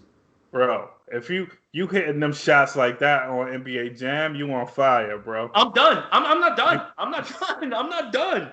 I'm not done. Look, how you feel about the Jada and Kanye getting it in or whatever, listen, it's got a Kanye in a place that I love Kanye, absurd Kanye. Yeah. Give me the Uranus line a million times. You cringe at that? I fucking love that, yo. I fucking love it when Kanye used to do that shit. I love it. You know why? Because he don't give a fuck. At that point, he did not give a fuck. So how you feel about that record is different. I like that record a lot. Wait, even if you don't like that record, Air It Out's next. Good God in hell. Yeah. Hold on. I'm turning the fucking speaker back on real quick. I'm just in case you didn't understand what I'm talking about when I get to that record, okay? Hold on. Kiss of Death, right? Just stay with me real quick. I got it. Yeah, man, you're right. Work with me. If you wasn't driving around listening to this shit, like at the most, if everybody listens to this shit driving around. Yeah, man. First things first. When a nigga money ain't right. That makes things worse. No. You know what? If you don't know that song, go back and listen to it yourself. Because I don't want to jump down a rabbit hole and I know every single word to that fucking song. At the bottom half of this album, he's like the net he's is the bag that like he's never been in that zone ever. Yeah. Good God. And I'm just starting to look through it now. Like I told you, I really liked this album when I was a kid. And you know what? I really like this album as I'm an adult. Okay, keep going. Welcome to D Block, I'm a little bit soured on. Just now, like just the Eminem verse, the Eminem hook. Right. Not the verse. Right. The verse he bodied, the hook. It's just like, I get it. It's still dope. It's like, it's not a bad song. You know what I mean? But Air It Out's better than that. By Your Side, like there's more highs to this album. And I feel like Jada put this on his album to make it a high, and it just didn't. It didn't hit for me. Kiss of Death, and I'm going back. I'm good on. That feels like one of those last throwaway songs, I think, right? Like, if you remember that one. Kiss of Death is still dope. Hold up. I learned the game. I know what I want in a minute. My time is now. It's gonna be up in a minute. And that's light. That's Jada. That's light Jada. That's light. Like that seemed easy. Yeah. That's easy. Pop off when he's like, oh my God, yo. So this is his best album. I'm sorry. Now I think now that we've gotten to like 100, like an hour 55. Yes, Kiss of Death is better than Ignatius. I'm sorry. That's my opinion. Yeah, I mean, looking at it, it's closer than what I thought. Okay. For sure. I don't know, man. Like again. It's even closer than it's even closer to Kiss the Game Goodbye than I thought it was. So you think that's his best one? There's too many songs on that album, Trills. There's a lot of songs on that album. 21? Even when I was a kid, that wasn't the norm. You're right about that, man. He did a lot. That's my issue with that album. But again, the highs, I might not even be able to like. The highs are high. None of y'all better? The highs are higher. Yeah, man. Knock Yourself Out. None of y'all better. Him throwing shots at Beanie Siegel on. I might not disagree with you there. The highs are higher maybe than Kiss of Death. I don't know, man. I feel like By Your Side might be his best song. Like, this is something about, like, yo, when you take my son to the store, get him the loaves. There's something about that feels a little bit more introspective to me, and I feel like it hits me closer now. Like, when I think... he grew. By Your Side? Alchemist. Did he? Yes. I'll fact check that as well too. Or whatever. I want to make sure that I'm correct on that. That sounds like it would be Al though. Probably. It gotta, because he used that. Yeah, it gotta be Al. Because he used that again, didn't he? Yeah. Yeah, man. That's another thing. Like that's what I mean. Like too, I feel like, so we said the highs are highs and everything, and it's like, yes, but man, fuck. Like, nah, you're right, man. You're right. I give you that. You're right. That by your side, man, that's too much, man. Like, and it's just the things that he's talking about. It's right, more condensed, and he grew a lot. See, that's what I mean. It's like, it's not a bad idea to shave songs off. It's not a bad idea to condense it a little bit. You know, the 21 songs, there's filler on that album, on that, but I'm not going to disagree with you on the idea that the highs are higher in Kiss the Game Goodbye. I will not disagree with you on that. Okay. Dope.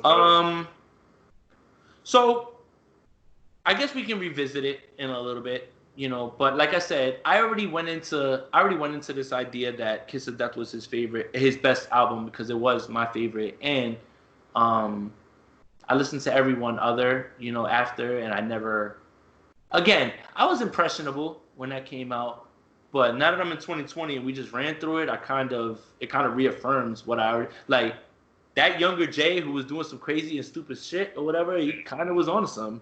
Yeah. All right, if you thought that was a long discussion, and we're getting close to 2 hours, so Reasonable Doubt came out last week.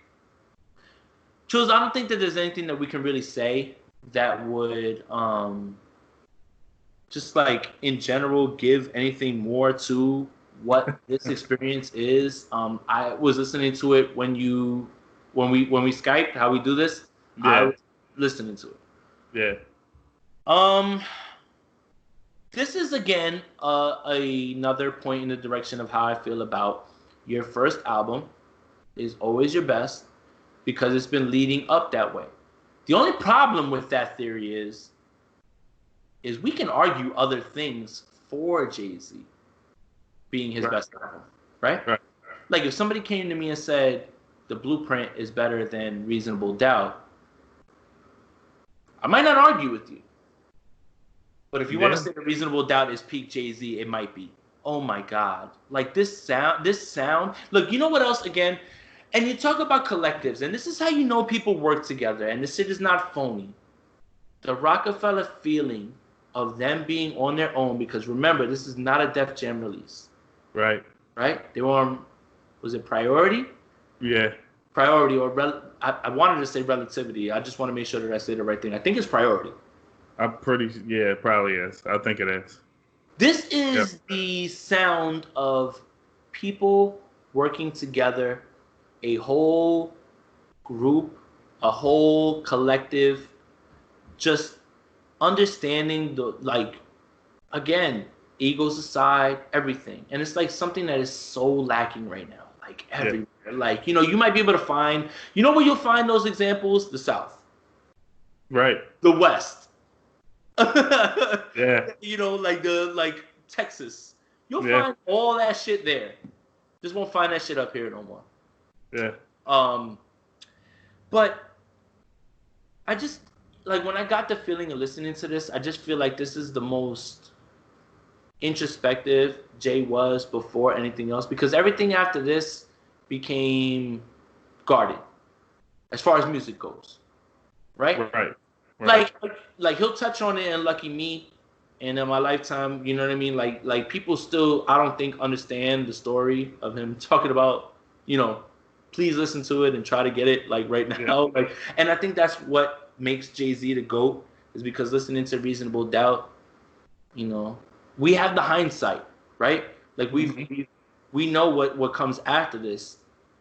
When you hear Biggie spit lines like, if Faith have twins, but yeah, like the cleverness to poke at something that is said, spoken about, a rumor.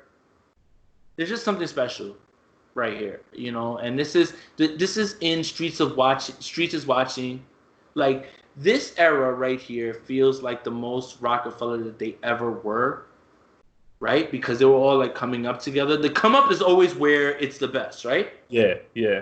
It's when you get to the top is when the bullshit. Yo, I swear to God, if people want a fucking cake for a Michael Jordan fucking documentary, where is the person that can give us a fucking 30 for 30 about the start of Rockefeller all the way to the fucking end? Where y'all at, yo?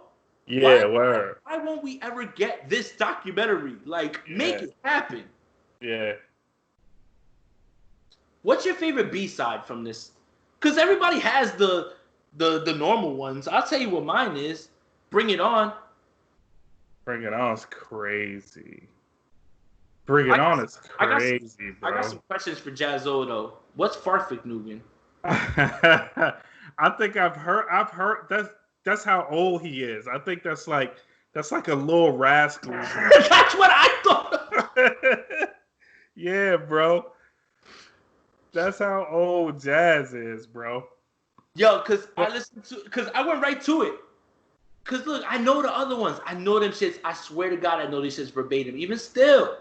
And I got to that, and I was just like, I was rapping through it, and I'm just like, why? But, bro, yo, that Sauce verse is... Yes. Yes. So, when you talk about the most slept-on rappers of all time... Sauce got some shit. And you know what? Like, there's so many... Like, yo, what's the... You keep talking, and I'm gonna look it up or whatever. But I gotta remember, like, the fucking Jehovah switch game for the Range Rover. Fuck wrong. Oh yeah. 20 bag. 20 bag shorty. Let's go, Trills. Yeah. Let's go, Trills. You got me hype right now, yo. I'm about to find that shit. That is a lost side. That's a lost ass B side that nobody ever. Oh my God, no. You know what? Thank you, yo. Fuck that. You keep talking about fucking Reasonable Doubt. I'm gonna find that shit real quick. I'm playing that shit. Thank you. Go. Yeah, man. I mean, Bring It On is a really great B-side because, I mean, verses are fucking insane, man. And you know what else, too? I noticed, man, the samples, man. The Fat Joe sample. You got the Nas sample. You got the Snoop sample on there. There's just so much cutting up, man. You get your first taste of Jay and Primo. Yeah. And The Evils is fucking incredible, man. Like... How you talk about the sound of a region, bro? Like how New York is this album? Yeah, man. And also, I mean, look, yo, it's been a lot of we talk about luxury street rap. Is there a luxury street rap album better than this one? Probably not. This is still pinnacle luxury street rap, yo, and this is 96. And Jay-Z's been spending money since 88. I also want to let you know that. If you're 8 years down the line spending money, you have a lot of money. That means Hov really fucked Trenton up. Damn. I mean, there's always two sides to the story, right? Like, there's always the glory that everybody looks at. They're like, yo, and then you're just like the people that got fucked up in the meantime or whatever. I mean, if in 96 he was spending money from 88, he fucked Trenton up. Goddamn right he did. And then I encourage you guys, like, obviously go back and listen to this because this is an essential, obviously. But please watch Streets is Watching. And and shout out to the people that don't pay me. Title again. All whole shit is on there. It's master quality, and they have Streets is Watching, and they have Backstage, and they have Paid in Full. All that shit that you can watch on there. Like, they have a lot of content. And I just found out they were like, well, I didn't find out, but like, I'm happy to know they were black owned too. They're black owned companies. So like, if you guys want to support something, Title is where it's at, and all the whole shit's on there in master quality because he owns his own masters. Like. The only other person that's like him is Prince. And Prince been talking that shit since the 90s. Early 90s, yeah. Bro, you saw Nas on Drink Champs? Yeah, Prince got on his ass. Yeah, he was like, yo, you own your own masters? He was like, we can't work together. That's it, yo. He was talking that shit before that, man. All right, I found 20 Bag Shorty.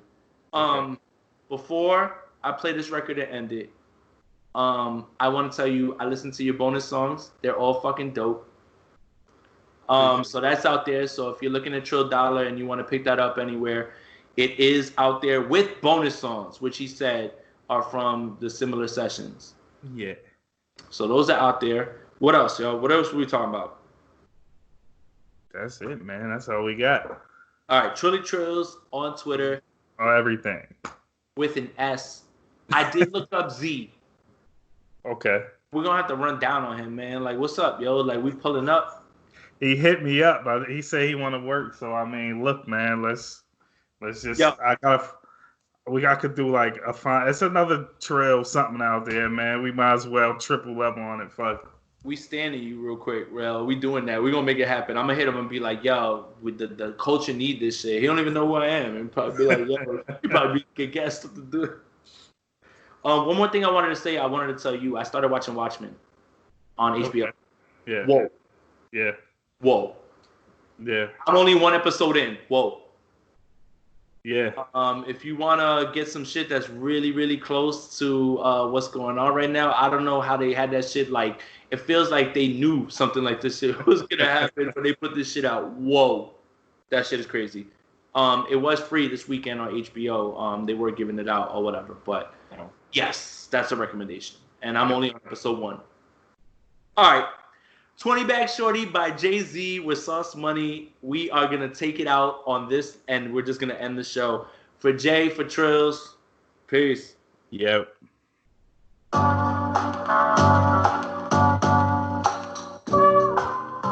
my God. I haven't heard this song in fucking ever, bro. No more reasonable doubt. I've proven to be the illest MC. Something's wrong with your motor skills. Yeah, me.